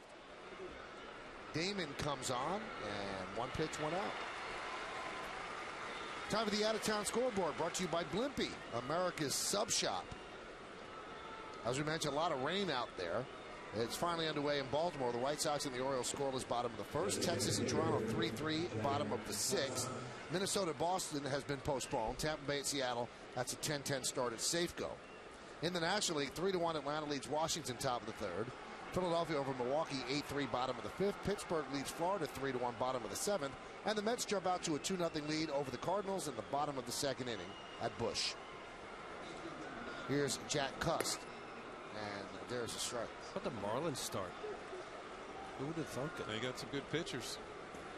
Young, power, good strong arms, young athletic team. You talk about what the A's have done, now the Marlins. A lot of people wonder if the Marlins could keep it up, though.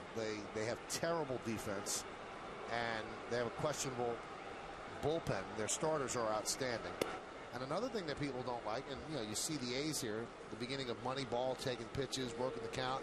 They have a lot of strikeouts in that order. They have good hitters, but they don't take pitches, and they don't walk, and they strike out a lot. Home run hitting team. Yep. Cust, ground ball to Teixeira, and there's 2 away.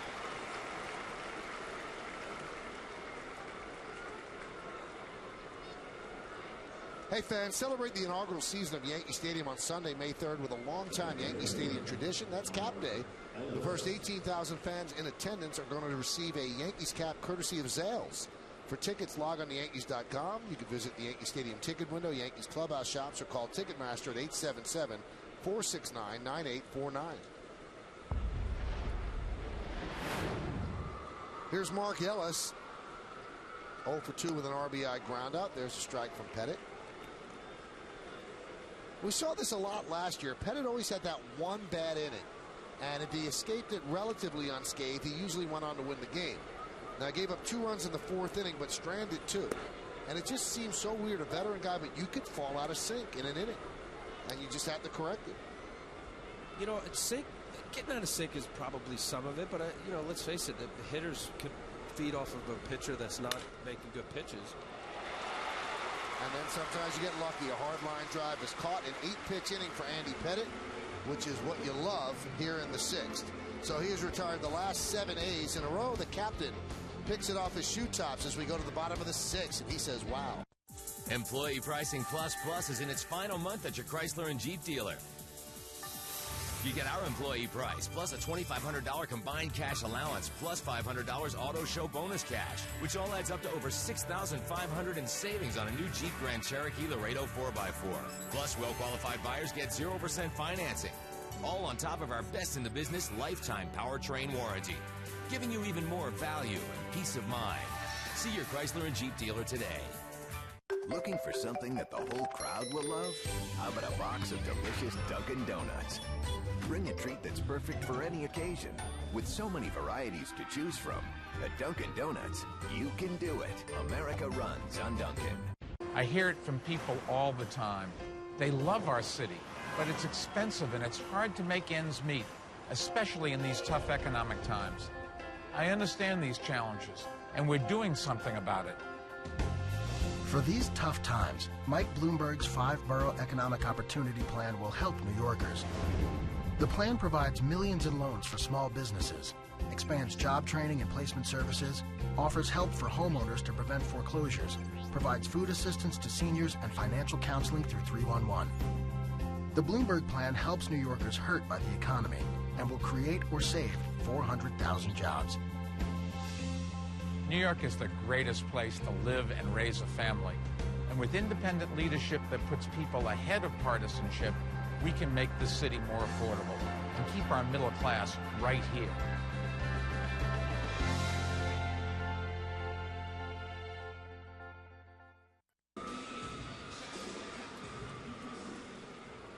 Well, we go to the bottom of the 6th inning, an 8-pitch, 1-2-3 inning for Andy Pettitte in the top of the inning. And this is the top of the Yankee order against Andrew Bailey. And the pitch. There's that good, crisp fastball. If the Yankee hitters are sitting on the bench watching this, they know they're going to have to dial it up when they get to the plate.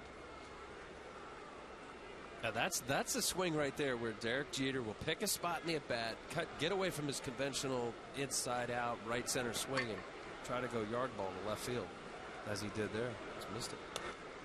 Check swing, slow roller back to the mound. And there's one away.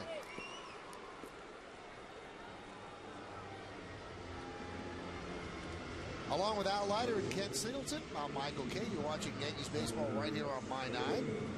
We thank you for joining us on this Tuesday evening. We're in the bottom of the 6th inning at the new stadium, and the Yankees lead the A's 4-2. First game of what is now an abbreviated 2-game set. The game rained out last night will be made up in July. There's Johnny Damon. Pitch upstairs. Now, I got a question for you. Bailey was in the minor leagues last year, Double-A, Midland. He was a starting pitcher at the beginning of the year, went 1-8 with a 6.58 ERA. Then they moved him to the bullpen. And he dealt out of the bullpen. He went 4-1, 0.92 ERA. And opponents hit 207 against him. Now, how's that possible? Yeah, how does that happen? I'll tell you. Well, I think a couple things. He added this cutter. That's a cutter right there. He added the pitch. The mindset as a starter, when you think you get into a start, okay, I have to go 7+, 8. Forget about starters. Don't think about complete games anymore. They like to have one. And it's a different mind. You come in, you give it all you got, you let it out, empty the tank, and from the looks of this, and we saw his numbers on the year so far, just how he's going about it. He's got, it seems to be a demeanor that suits a bullpen mentality. He works fast, I'll say that. He works fast. Yeah. He's got an aggressive kind of look to him. And it was this cutter. Gil Patterson is the roving pitching instructor for the Oakland A's now. He's one of my coaches with the Yankees. He was also with the Yankees. Good pitching coach. Very good. Respect him. Gentleman. He helped him come up with a cutter. And I asked Bailey, and he said, absolutely. And Gil showed him how to throw it, and he developed this pitch. And it's just another added weapon to an arsenal when you know you already have plus stuff. And the advantage of it is when you're missing with your fastball, you could trust that a cutter like that. That one's driven deep to right field. There it goes. See ya. Home run, Johnny Damon. And the Yankee lead is now 5-2.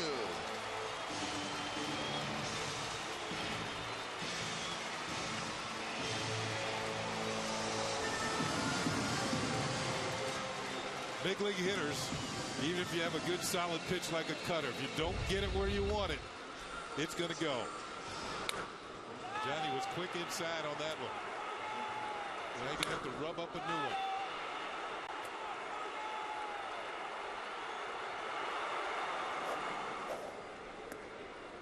The pitch to Teixeira outside.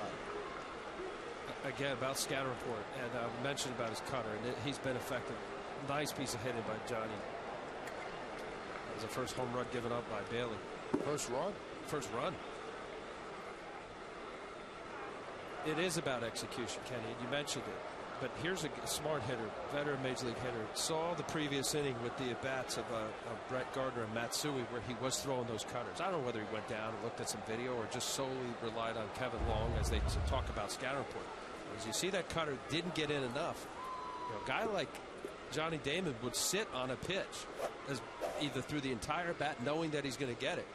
And unless the pitcher makes the execution of it and hits the spot, a hitter like that, he'll deposit in the seats.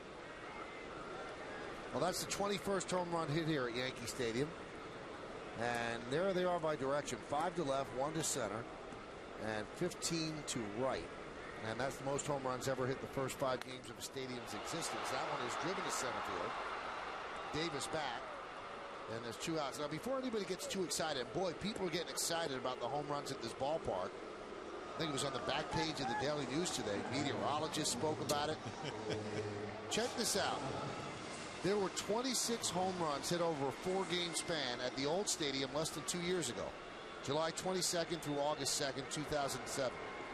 And there were also 20 home runs hit over a 4-game span at the old ballpark in 04, 03, and 0. So in 2000. So it happens. And as you said about Chien-Ming Wang, Al, it's noticed because it's the first ones, the first games ever at the ballpark. And we'll see how the ballpark plays. Just as long as astronauts are not talking about it. Sooner or later. Yeah, but that's good. That's a good stat you bring up because it does happen and it goes unnoticed. But here, the beautiful brand new stadium and everybody's talking about the amenities and how wonderful this place is, and then you have the home run string. You know, go into each pitch and each at bat and hard. You know, right now tonight there's some thick, heavy air. It's cold. Now, there were some home runs out of the 21 that you kind of said, wow, he's off balance off the end of it. But that home run by Johnny Damon is out anyway. That's gone. He crushed that ball. And also the Yankees felt that the balls weren't carrying on Sunday. That Posada's disputed home run would have been like 10 rows back on the previous 3 games. So it's all according to how the wind is coming into the stadium. And then they think the wind patterns will change when the old stadium is torn down. And Posada takes a called third strike from Andrew Bailey. Well, Andrew Bailey finally gives up a run in the big leagues. Johnny Damon crushes a cutter into the second deck in right field. And the Yankees lead 5-2 as we go to the 7th.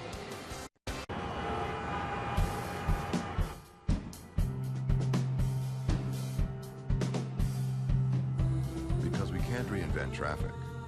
We reinvented how the driver navigates around it. With advanced XM real-time traffic and predictive weather, suddenly the world's not so complex.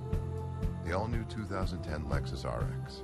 Lease the 2010 RX 350 for $529 a month for 36 months with $39.79 due at signing at your Lexus dealer. Right now at Men's Warehouse, when you buy 1 designer suit, you'll get 1 free. That's right, 2 suits for less than the price of 1 at a department store. You're going to like the way you look. I guarantee it. BP gasoline with Invigorate helps your car run younger for longer. All grades of BP gasoline have Invigorate. When used continuously, it can help clean and protect engines against harmful deposits, sludge, and corrosion. BP gasoline with Invigorate. To help your car run younger for longer, try BP gasoline with Invigorate. See, son, now this here is value. Getting what you want, not paying too much for it. So, when I used to mow the lawn and you only paid me $2. That's value. While I wash the car. Value. Clean out the garage. Value.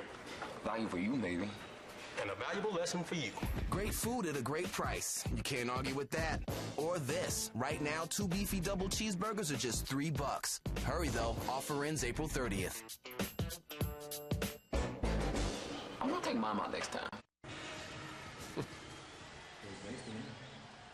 This Sunday, celebrate a New York tradition with the 2009 Greek Independence Day Parade live on My 9. Don't miss the music, the dance, and the pride as My 9 brings you the largest Greek cultural event in the United States. Live, the 2009 Greek Independence Day Parade, Sunday at 2 p.m., live on My 9. There's a breaking ball strike to Eric Chavez as we start the 7th. Amstel Light scoreboard, 5-2, Yankees lead. The 0-1. 1-1. Watching Andy Pettit work these last couple of innings, the 5th and the 6th, and now here into the 7th. He and Jorge Posada have a nice rhythm going. They're just about the same amount of time between pitches. Sky high pop-up. Posada makes the play. As opposed to the 3rd and 4th inning when he struggled somewhat, I think particularly with his control of his pitches. Here's Posada. Well, that ball was up there, and he makes a nice play. Made it look easy.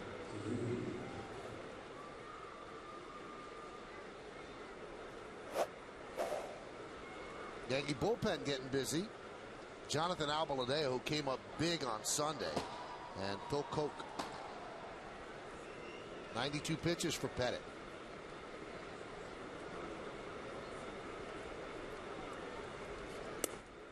Pitch to Kurt Suzuki is upstairs. Andy Pettit in the old stadium, 95 and 42. A 3.70 ERA. Lifetime against the A's, 10 and 5 with a 3.77. The 1-0. Hit sharply foul. Well, I've always thought that there's definitely something to be said for a player feeling comfortable against certain uniforms. And you know, over the years, Andy Pettit, 10 and 5, has faced different players as they come and go. You feel comfortable for whatever reason. It's a psychological thing. There you see the great numbers against the A's. And conversely, there's some other. It's odd, especially stadiums, road stadiums, when it's away from your home, and you just don't feel comfortable on that mound.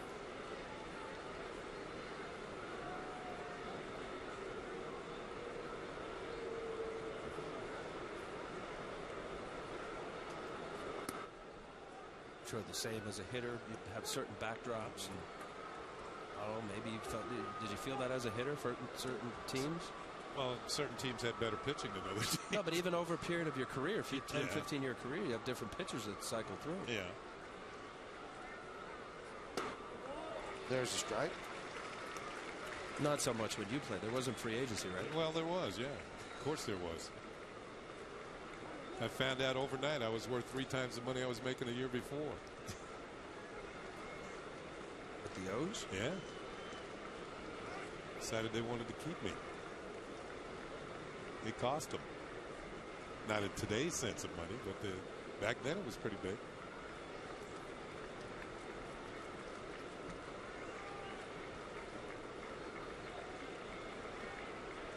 (3-2). Dribbled slowly at the third baseline. That's going to be trouble. Ransom has to eat it, and Kurt Suzuki's 3 for 3.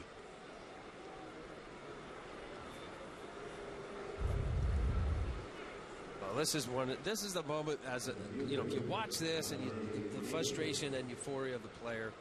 Swinging bunt, good pitch by Pettit. Ransom putting it in his back pocket. Yes, it's a hit.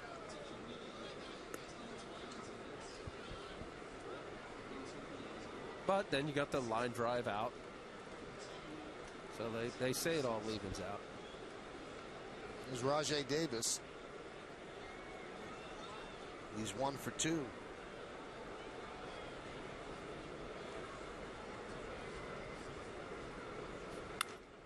Grounded to Ransom, but it goes under his glove. It stayed down. He kept the glove up, and that'll be a base hit. Many people think that could have been a 5-4-3 inning-ending double play. Yeah, Davis runs pretty well, but the ball was hit sharply, and Ransom was up on the grass, so he would have had a chance to get it to Cano quickly. You can see didn't get the glove down far enough. Underneath the glove and on into the outfield for a base hit. The inning's going to continue. Yeah, that ball was hit. They would have had a chance to turn 2. Oh, he did. But Cody Ransom will tell you after the game that he should have had that. Well, Dave Island comes out and talks with Andy Pettitte. Hey, if you're traveling and outside the Yankees' home territory, you can always catch the game on your computer with MLB.tv. The ultimate baseball experience featuring 100 out-of-market games per week live on your computer, as well as those you missed on demand. For more details, visit Yankees.com, where baseball is always on. Sweeney swings and misses.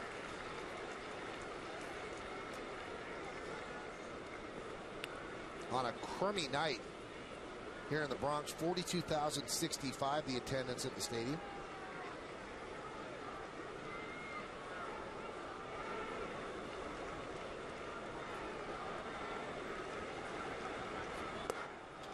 Two good pitches by Pettitte. Sweeney swings over the top, count 0-2. Yeah, if you're a fielder and you just made a play that was not a very good one, you like to see this from your pitcher. He starts to bear down, and then if he can, punch that next guy out. Throw that again. 2 in a row. Sweeney showed he doesn't have a good look at it. Slider down away. The 0-2. Tried to pull that pitch, and Teixeira will step on the bag for the second out as the runners move up. Now Cabrera becomes a very big batter in this game. A base hit, and all of a sudden a game that the Yankees seem like they have in control. It's 5-4. So this is a big at bat. One thing I felt about Cabrera in all the years I've watched him play, you want to keep the ball away from this guy. He's very quick inside. Just when you think you can sneak one in on his hands, he is very quick.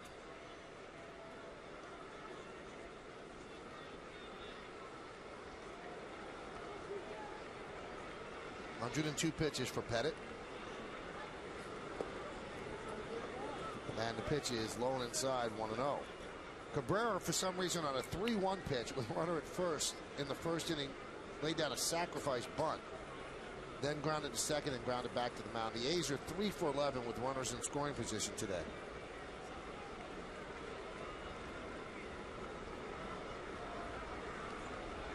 And the pitch.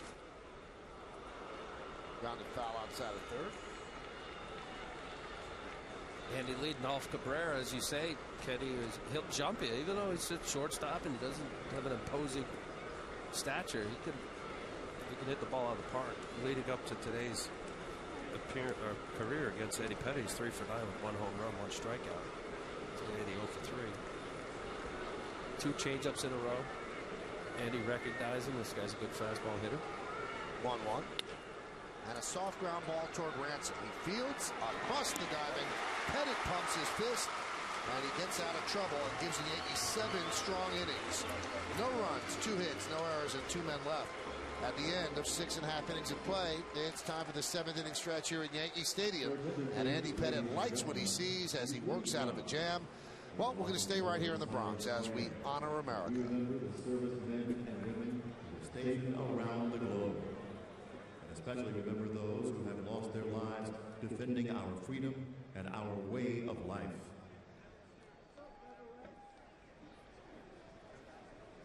Now please join Kate Smith as she sings God Bless America.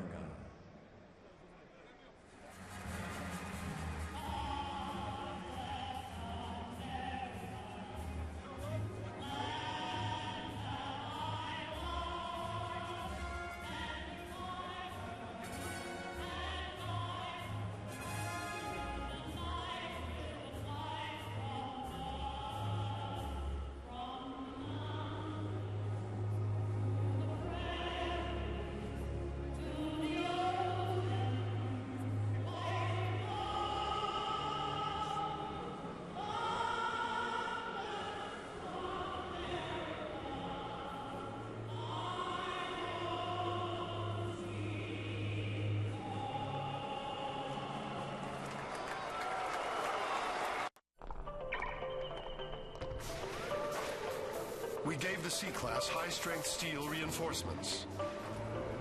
Improved aerodynamics, top and bottom. And 100 years of racing heritage only we can provide. You may not see all that went into making the C-Class, but you will feel it. See your authorized Mercedes-Benz dealer for a special offer through Mercedes-Benz Financial. CJ's parenting skills are put to the test. Look, Jasmine, I'm cooking your favorite.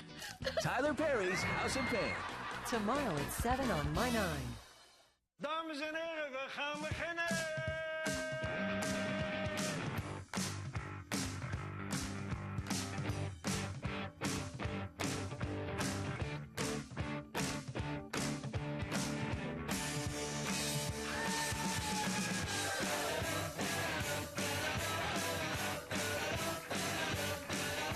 Exceptionally brewed for a taste that's pure Amsterdam. Amstel Light, one damn good beer. We created Hyundai Assurance to offer up a little peace of mind. And for a limited time, we've even gone and added something extra. A plus. If you lose your income, we'll make your payments for 3 months while you get back on your feet. And if you need help beyond that, you can still bring the car back. Along with Hyundai Assurance Plus, right now the 08 Elantra comes with $2,000 cash back. Don't miss out. Hurry to your participating Hyundai dealer today. Stay tuned for the Verizon Fios game wrap-up after the game on My 9 News.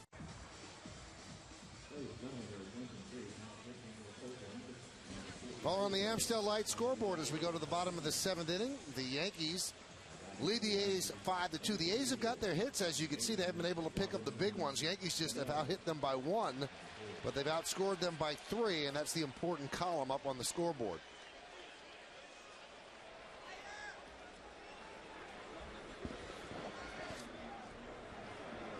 And Santiago Casilla comes on in relief. Third pitcher used by Bob Guerin. The A's do not have a left-hander in the bullpen. Pitch is outside the Cano. This guy also, Mike Bailey, nasty stuff. You'll see upwards of 95, 96 miles an hour. He's just warming up. The first one was 94.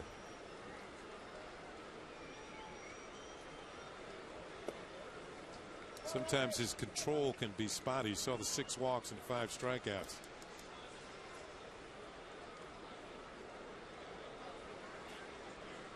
Brian Bruni, who's been lights out for the Yankees, will pitch the 8th. And Cano lost one down the left field line. And that'll be out of play. Now, I wonder if there's any coincidence to this. When Robinson Cano got benched in September, since that point, he is 39 for 98. So he's hitting over 400 since he got benched. Now, I know that they made some mechanical adjustments as well, but you wonder, did that wake him up? Maybe a little bit of both, Michael. Nobody likes to be embarrassed with a benching. Ellis throws him out, 1 away. And look at what all the hitting has done. Joe Girardi moves him up to number 5 in the lineup. A lot of people think that he is a number 3 type hitter. That's how good he can be. Well, I think you got to believe. Not to say that he's going to do the 343 a couple years ago. You know, almost battled there with Jeter and Bauer for the hitting title. But has shown that all through the minor leagues, and he has a beautiful swing when balanced and centered. I asked Joe Girardi, do you think it was the benching? He said, well, if it wasn't, I was stupid. I should have benched him on opening day. There's a ground ball to third. Chavez guns down Swisher, and there are 2 outs. One thing about Casilla's fastball, he's got a little sink to it. 94, 95 with some movement. This was the guy a couple years ago. His name was, well, I guess his name is Santiago Casilla, but he was Jairo Garcia. And in January of 2006, he actually gained 2 years and 10 months. I guess he had to reveal his real birthday. And then became Santiago Casilla. He's been with the A's all through his professional career. Well, they actually check up on things like that a little more closely. Well, since 9/11. Yeah, since 9/11. Make sure you are actually the person you say you are when you come into the country. So he was the player to be named later. He gained 2 years or so? 2 years, 10 months. Was he the 3 years. one that they brought out a birthday cake with 2 more candles on it? I think so. I think that he was the guy. Well, he's got, I don't care, 26 or 28 years old, whatever he wants to say. He's got some big league stuff. Yeah, he's got a good arm. What was his former first name, did you say, Al? Gyro? Gyro. Maybe that's why he changed it. Gyro? Jairo. Gyro. Say that well. I better be in Spanish class. Really? You better be in Spanish class. That was pretty much it. You throw 98 for this high school, you better be in Spanish class. The 1-1.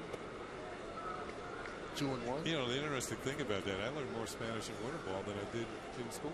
You know, just going to class. I mean, you hear it all the time. Watching soap operas. No. Just on the streets. In the minor leagues, when the Latin players come here, a lot of them say they learn much of their English watching daytime television. Yeah. Oh, my darling, stuff like that.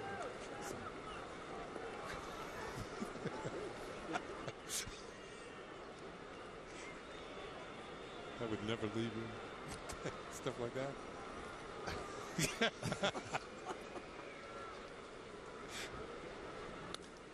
And Matsui just swinging the bat better of late. Lines a single to center field. He's 2 for 3 tonight. Well, Matsui slashed a double down the left field line. This time it was more of a Matsui swing. We've come to. There's that movement on that fastball, but Matsui, look at it, head down. Watch him follow the ball. Watch the head just eyes right on the ball and a follow through on the swing. That is more like the Matsui power swing we've seen over the years. His second hit of the night. Maybe starting to wake up a bit here. First multi-hit game of the season for Hideki Matsui. Breaking ball to Cody Ransom. Been on base 3 times tonight.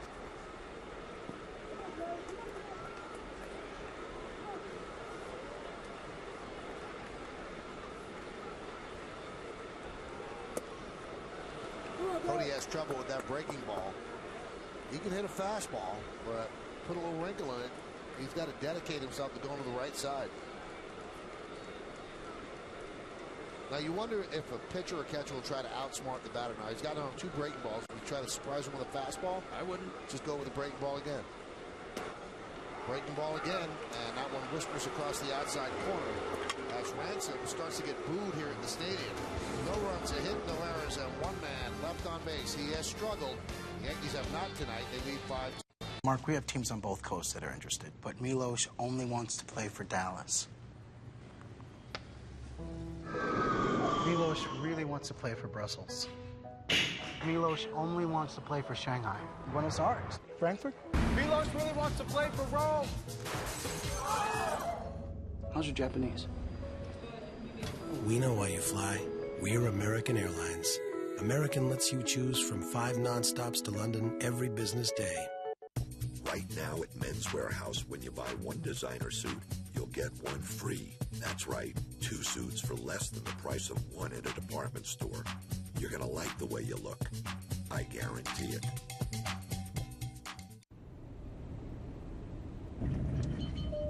Looks like we're in for a bumpy ride. Go ahead, ignore me. But in this turbulent market, you're going to need help protecting some of your assets for retirement. An AXA Equitable Annuity could give you guaranteed income for life. I'd call them, but what do I know? I'm just the 800-pound gorilla in the room. Don't worry, I'm here. Want guaranteed income for life? AXA Equitable is redefining what you expect from annuities. Ooh, peanuts. Performance now is all about logic. That some cars cost as much as $1,500 to maintain is one thing. That others cost even more is quite another. That a BMW costs you nothing to maintain defies all logic whatsoever, and in turn makes it the most logical choice of all. Performance now is the 3 Series. Lease a BMW 3 Series for $399 a month, now until May 31st. Hey, it's time for the in-game box score for the A's, brought to you by Hyundai. Ready for good news? Get Hyundai Assurance and up to $5,000 cash back on select models now. 9 hits for the A's, 1 by Sweeney. Giambi picked up a single, Holiday a single, 3 for Kurt Suzuki, and 2 for Rajai Davis.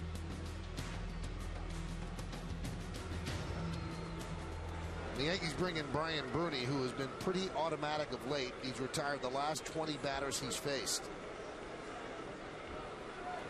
And he will face Jason Giambi. Bruni's last 7 games, 6 2/3 innings, no walks and 12 strikeouts. That's really good. That's why you're up here, Al, for that kind of spirited analysis. It's funny because I told my 13-year-old nephew Dylan those same stats. He said, that's pretty good. What else is there? Look at that. 12 punch-outs, 7 innings. 1 hit. Complete domination. Great. Hey, look, the solidified spot, and this is all around baseball, is how do you get a 1-2 tandem or the 1-2 tandem from your setup to your closer? There's very few teams that have a money guy that's automatic so far. Now, granted, it's only 7 games for his 13 into the season. Giambi pops it up shallow left, and Damon makes the play. Look at every team, because of the whole complete games out the window. Nice play by Johnny coming in here, calling off Jeter. Outfield take precedent once he's got a track. If you got your 8th, 7th, 8th to dominate, if you go back to all of the World Championship teams in the last, even go back to Mariano Wetland, it is so important to have a money guy that you can go to, and maybe even lean on a third guy, second guy, third guy to get to your closer. You don't win. You might get to the playoffs. You outslug some teams, but unless you have 3 starters that goes 8, 9 innings per. Check this alignment out. They have the Giambi shift on, and here's Jeter, and Cody Ransom is on the other side. So the third baseman is actually playing on the second base side of the bag, and that's why Jeter was out there battling with Damon on the catch. Well, the theory is to have one guy out of position as opposed to having 2 out of position. So if you want your shortstop hole covered, just have your third baseman be out of position as opposed to 2. I think another issue is that Jeter more range than Cody Ransom, so they put Cody Ransom to cover less area.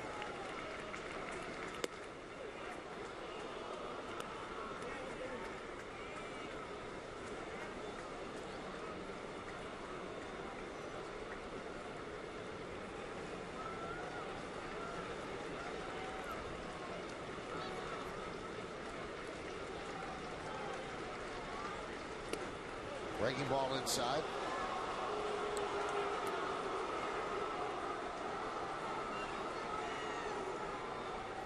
The last one, 95 from Bruni.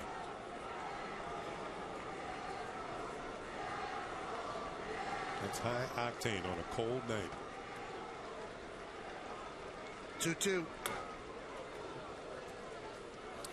Every major league team has their professional scouting at the major league level, minor league level, and of course amateur. And I keep going back to this was a non-waiver, try to push a guy through, take him off the roster. The Diamondbacks, Yankees obviously saw something special in Bruni, picked him up, and how valuable he's been and will be. I think one of the things they've seen from Bruni is the way he's worked himself into better condition than when he first came with the Yankees, and which would actually make it easier for him to pitch at this level.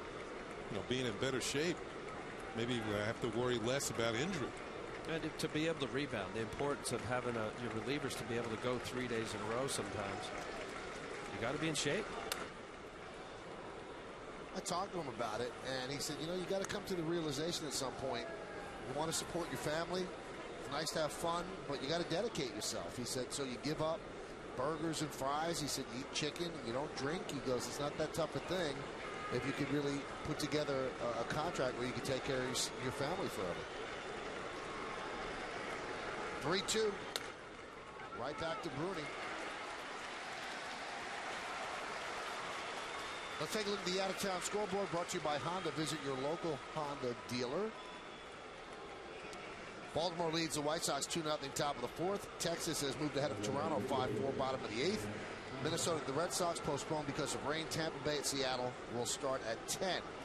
Atlanta leads Washington 3-1 bottom of the fifth. Philadelphia all over Milwaukee 11-3 top of the seventh, although it's delayed now by rain. Pittsburgh 3-2 over Florida top of the ninth, and the Mets now lead St. Louis 4-0 in the top of the fifth.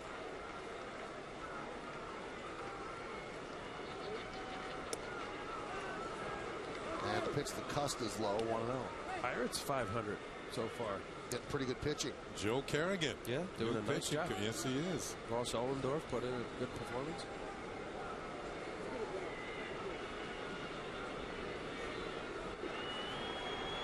The 1-0. Kerrigan, who was the bullpen coach for a few years here with the Yankees, now the pitching coach for the Pittsburgh Pirates, and he's had experience with other ball clubs in that role.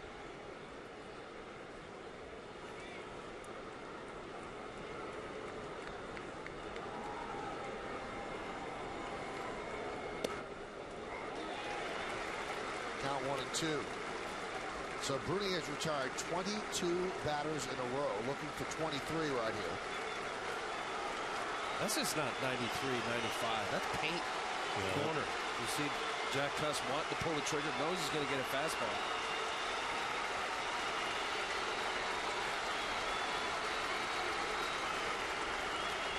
One-two.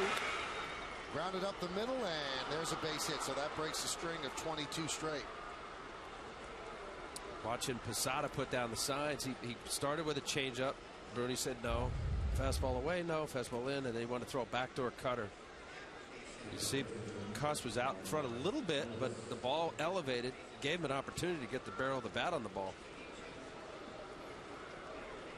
Staying through the ball, big home run swing, uppercut.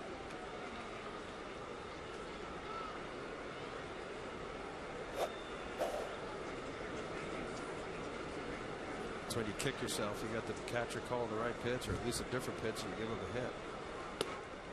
But I still think that if you get a chance, if you have a pitcher and you got the mindset, you have conviction behind it, you'd rather throw the wrong pitch with 100% conviction than the right pitch halfway. And either way, it gets hit. Well, that's true. I mean, if it's got to be on, it's got to be where you're trying to throw it. That was a 96-mile-an-hour fastball.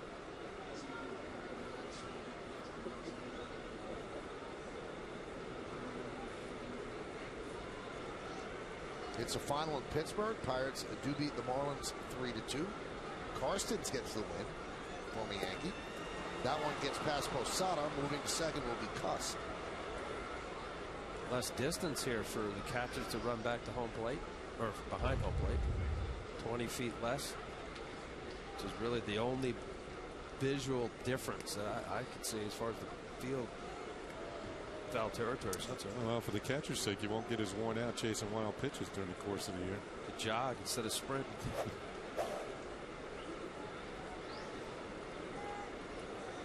Dave Island has a quick word with Bruni. Left-hander up in the bullpen if it gets to Chavez. Phil Koch is ready. Just a spectator right now.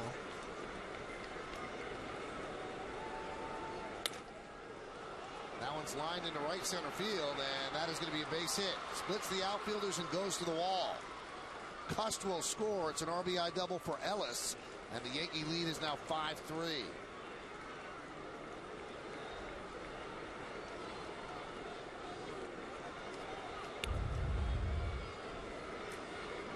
Out over the plate, and once again Ellis with some good hitting. Line drive to the gap in right center field.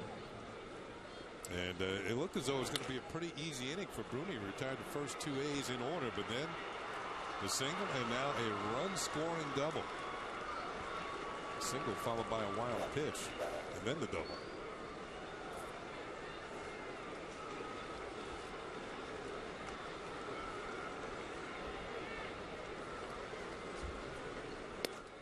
There's a strike.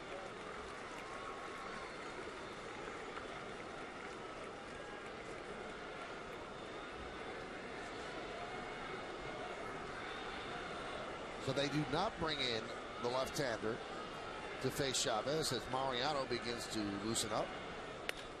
Line drive right at Cano. So Chavez hit it on the screws. And Bruni a little upset with himself. So the A's get a run on 2 hits, no errors, and 1 man left. We go to the bottom of the 8th, 5-3 Yankees. This is your Movies on Demand screen. Oh, cool. So what are you going to do next? Who are you? Who is he? It's okay.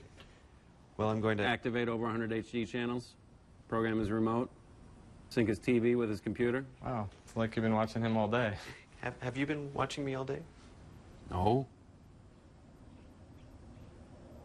Switch to Verizon Fios and get the ultimate home entertainment experience. Plus up to $150 back. This is Fios. This is big. Happy Mother's Day. A Mother's Day game from the New York Lottery. I could win up to $250,000. Give the card every mom will enjoy. Mother's Day from the New York Lottery. So your son, now this here is value. Getting what you want, not paying too much for it. So, when I used to mow the lawn and you only paid me $2. That's value. While I wash the car. Value. Clean out the garage. Value. Value for you, baby. And a valuable lesson for you. Great food at a great price. You can't argue with that. Or this. Right now, 2 beefy double cheeseburgers are just $3. Hurry, though. Offer ends April 30th. I'm gonna take mom out next time. What if your car didn't come from a factory, but out in the world where you actually drive? It would be better designed around you, the driver, with the kind of technology and features that not only anticipate your needs, but help improve your focus on the road ahead. Ultimately, reinventing the way you move through the world. The all-new 2010 Lexus RX. Lease the 2010 RX 350 for $529 a month for 36 months with $39.79 due at signing at your Lexus dealer. The in-game box score brought to you by Hyundai. Ready for good news? Get Hyundai Assurance and up to $5,000 cash back on select models now. While the Yankees have 11 hits. Johnny Damon has a home run, his second of the year. Derek Jeter picked up a hit, Mark Teixeira an RBI. 2 hits for Posada, a hit for Cano. Extended his hitting streak to 9 straight. Matsui picked up 2 hits, 2 for 3. And then Cody Ransom and Brett Gardner. Gardner with a 2-run single early. The only one without a hit, Nick Swisher, but he has walked and scored a run. Now, the A's bring in one of their starters. And what a perfect name for pitcher, Outman. Or is it Outman? I'm saying Anyway, Outman. Out. He's not Hitman. So they don't have a lefty in the bullpen, but they bring in Outman. 8 1/3 innings. He hasn't exactly been an Outman. 11 hits. He's walked 6, so 17 base runners and 8 strikeouts. That's a chance for him to work on a few things here. Now, he was originally scheduled to pitch the 3rd game of this series. Of course, with the rain out last night, Bob Guerin able to push back tonight's starter, Evelyn. And he's going to go with Brett Anderson tomorrow. And Outland was scheduled to pitch the 3rd, so they're going to use him out of the bullpen. And he's old school with the stirrups. They don't wear those anymore. Those are actual stirrups. You've got the yellow sanitary hose and then the green stirrups. Usually they're all in one now, and most of the players don't even show stirrups. Most clubhouse don't even have it. They had a special order, I think. Really, they're all socks. That's 70s and 80s right there. I remember that. He got roughed up in Toronto. Actually, the Toronto offense has been absolutely reverse of what they've been doing the last couple of years. Zito Gaston's got those guys hit. Zito Gaston and Gene Tennis. Gene Tennis, that's right. Hitting coach. Oakland A's tie. 2-2. Outside. Tennis was an MVP in the World Series one year for the A's when they played the Cincinnati Reds. Not quite sure of the year. It was early 70s, maybe 72. 72. Yeah. Ray Fosse, longtime member of the A's back in the day, played for Cleveland as well. Back goes flying. And a triumphant souvenir. I gave it to the youngster. How about that?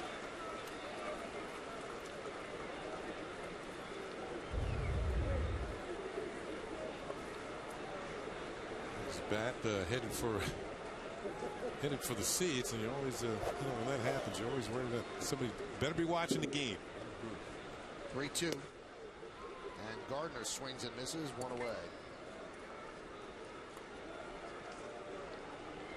Hey, tonight after the game, keep it right here on My 9 for highlights and analysis of tonight's baseball action. The Verizon Fios game wrap-up tonight after the game on My 9 News. Speaking of Gene Tennis, he was the first player to hit 2 home runs in his first 2 at-bats in a World Series. Andrew Jones later did it for the Braves against the Yankees in 1996. Here's Derek Jeter. Derek 1 for 3 with a walk and a run scored.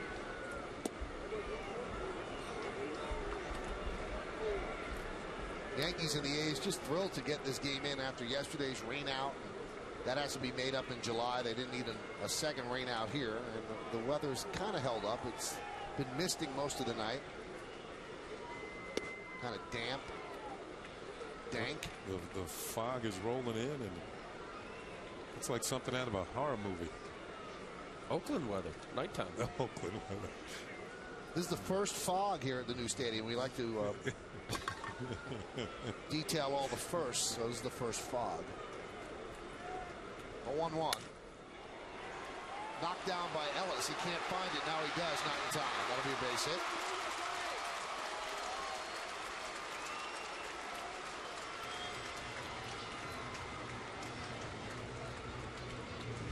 Boy, did we ever jinx him.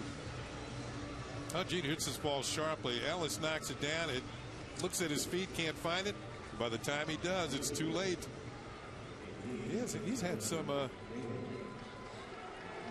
hard hit balls in his direction tonight.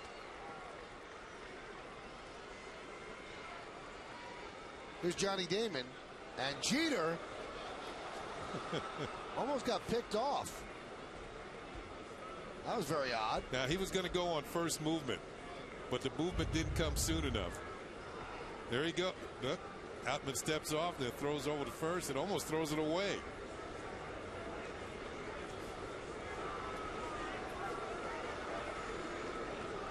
Trying to get himself into scoring position.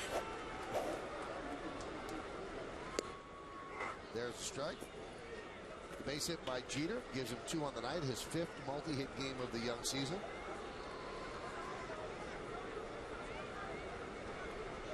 Best way for a left-hander to keep a runner close or not going is to vary your times. You don't have a great move as a left-hander. Big leg kick or your leg crosses over the pitcher's rubber. Hold the ball. And that's exactly what you mentioned, Kenny. Derek going on first movement, especially if a guy doesn't compromise his leg kick, meaning a slide step, still has a big leg kick. There's a little slide step.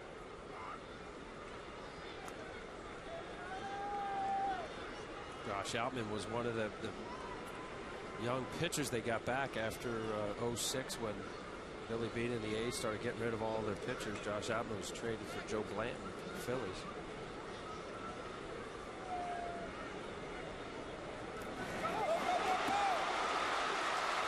And that one gets past Giambi as Jeter moves to second. Well, he didn't throw the first one away, but he threw the second one away.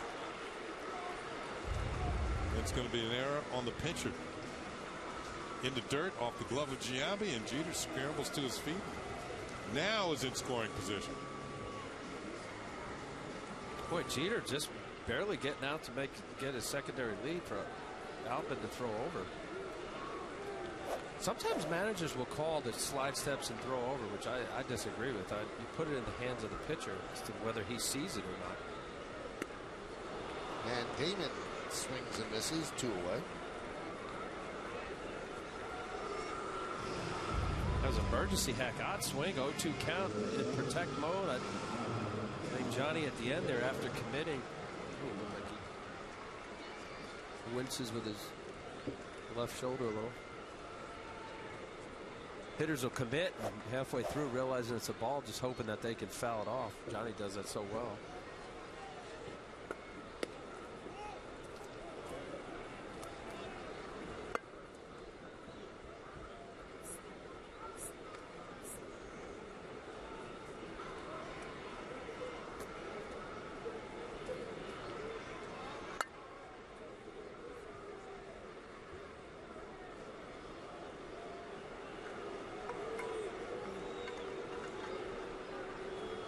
Teixeira's 1 for 3, an RBI, a walk.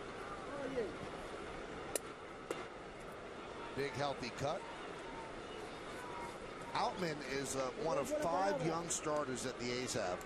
They all combined have 63 major league starts, 5 starters, and they're all younger than 26.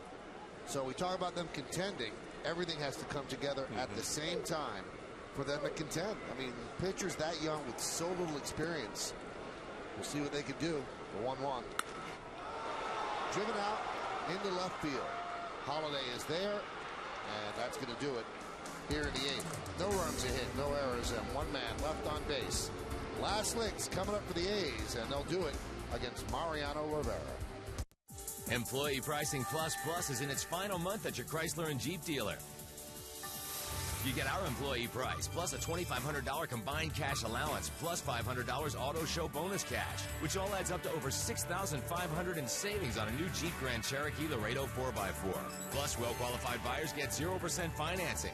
All on top of our best-in-the-business lifetime powertrain warranty, giving you even more value and peace of mind. See your Chrysler and Jeep dealer today. I'm in the process of looking for a new job, so I'm getting my wardrobe into interview shape. Luckily, I discovered Sims. I never have to ask, where is the bargain at Sims? I'll find designer and brand names, and I'll buy them at bargain prices. For the price of 2 name brand or designer suits, at Sims I'll get the same 2 suits, plus a blazer, slacks, 4 shirts, 6 ties, and a pair of shoes. And I'll still get great customer service and advice. I'm an educated consumer, thanks to Sims. Looking for something that the whole crowd will love? How about a box of delicious Dunkin' Donuts? Bring a treat that's perfect for any occasion. With so many varieties to choose from, at Dunkin' Donuts, you can do it. America runs on Dunkin'. Question: why does a Honda Pilot have a low cost of ownership? Number 1, low fuel costs, thanks to innovative technology that allows the Pilot to run on as few as 3 cylinders. Number 2, exceptional engineering that can give you a low cost of maintenance. And with room for 8, no wonder it's the best-selling midsize SUV. Go to Edmunds.com for an independent report on the true cost to own a Pilot. And then see your Honda dealer for great leases and low financing.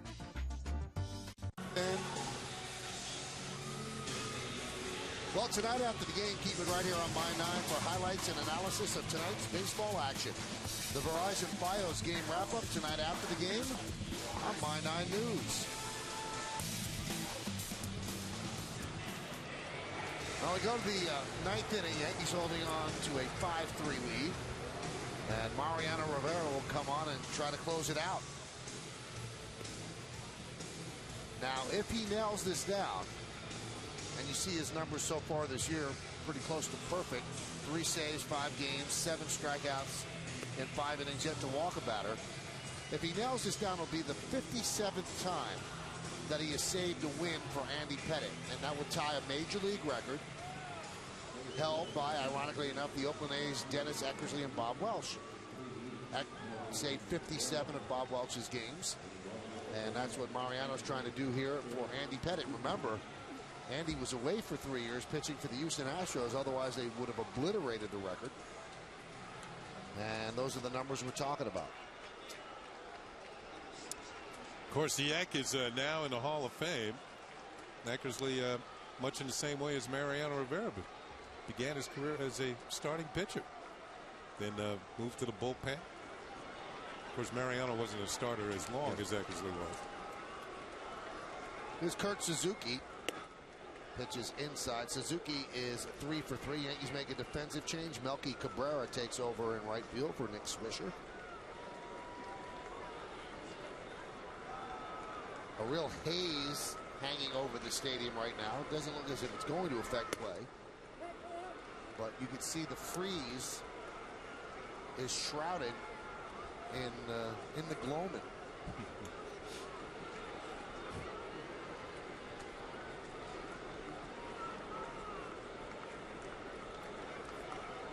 The 2-0. There's a strike. There's the gloaming.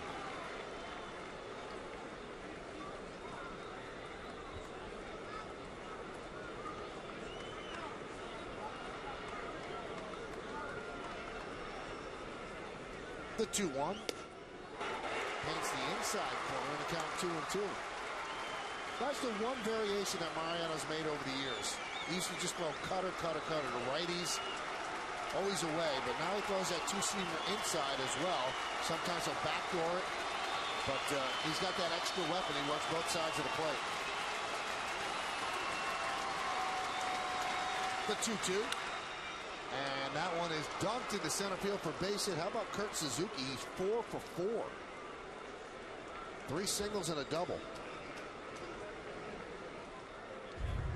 There was that two-seamer, Michael, you talked about. Cutter, he's doing a cutter inside and outside. Normally that cutter would go away. See that ball, pull it inside. He pulls his hands in nicely. Good piece of hitting there. Is able to get enough of the barrel of the bat on the baseball and drive it through the middle. Mariano's got that scissor effect. That ball probably starts here and then goes this way as opposed to his normal cutter that would run away from the righty. Travis Buck is going to pinch hit for Davis. And a shattered bat. Ground ball to Cano. He bobbles it. And he's going to tag out Suzuki for the first out. I think what Cano might have been thinking is come up with the ball, throw to first for the out, then worry about getting Suzuki a little later. But once he bobbled the ball, the runner running from home to first, Buck was going to be safe, and the only out he could take was Suzuki. Almost went through the wickets.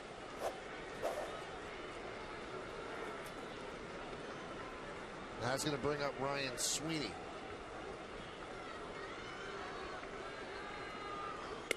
Inside.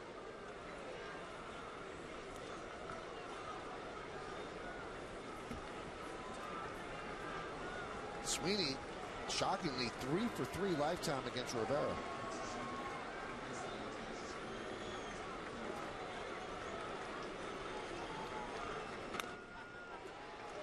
Fouled off in front of the plate.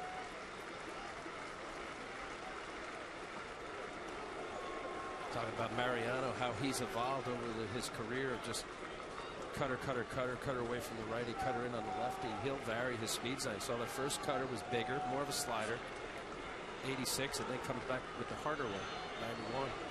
Plus is so precise. Yes. His control has been just excellent over the years. Like that. You forget Mariano did have shoulder surgery over the winter, but they took it slow in spring training, and he looks like he hasn't skipped a beat.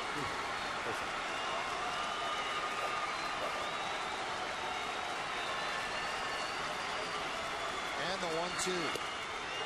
Just missed. He pushed the envelope just a bit, so he can get the call from Brian Gorman, the home plate ump. Just around the corner, Brian Gorman's got a good look at it.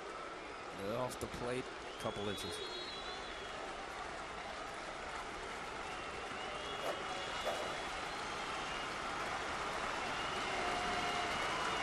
Two-two. Strike 3. Sweeney down looking. Doing a lot of painting out there is Mariano.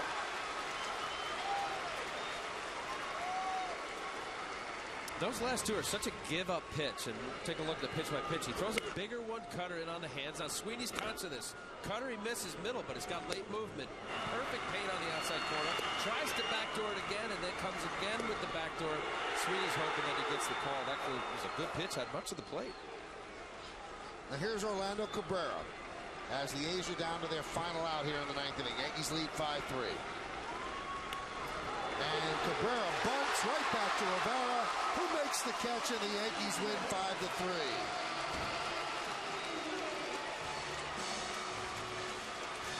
So that ties Bob Welsh and Dennis Eckersley as Mariano has saved the 57th game for Andy Pettitte. And the Yankees hope that he's going to save a couple more from the Yankee left-hander.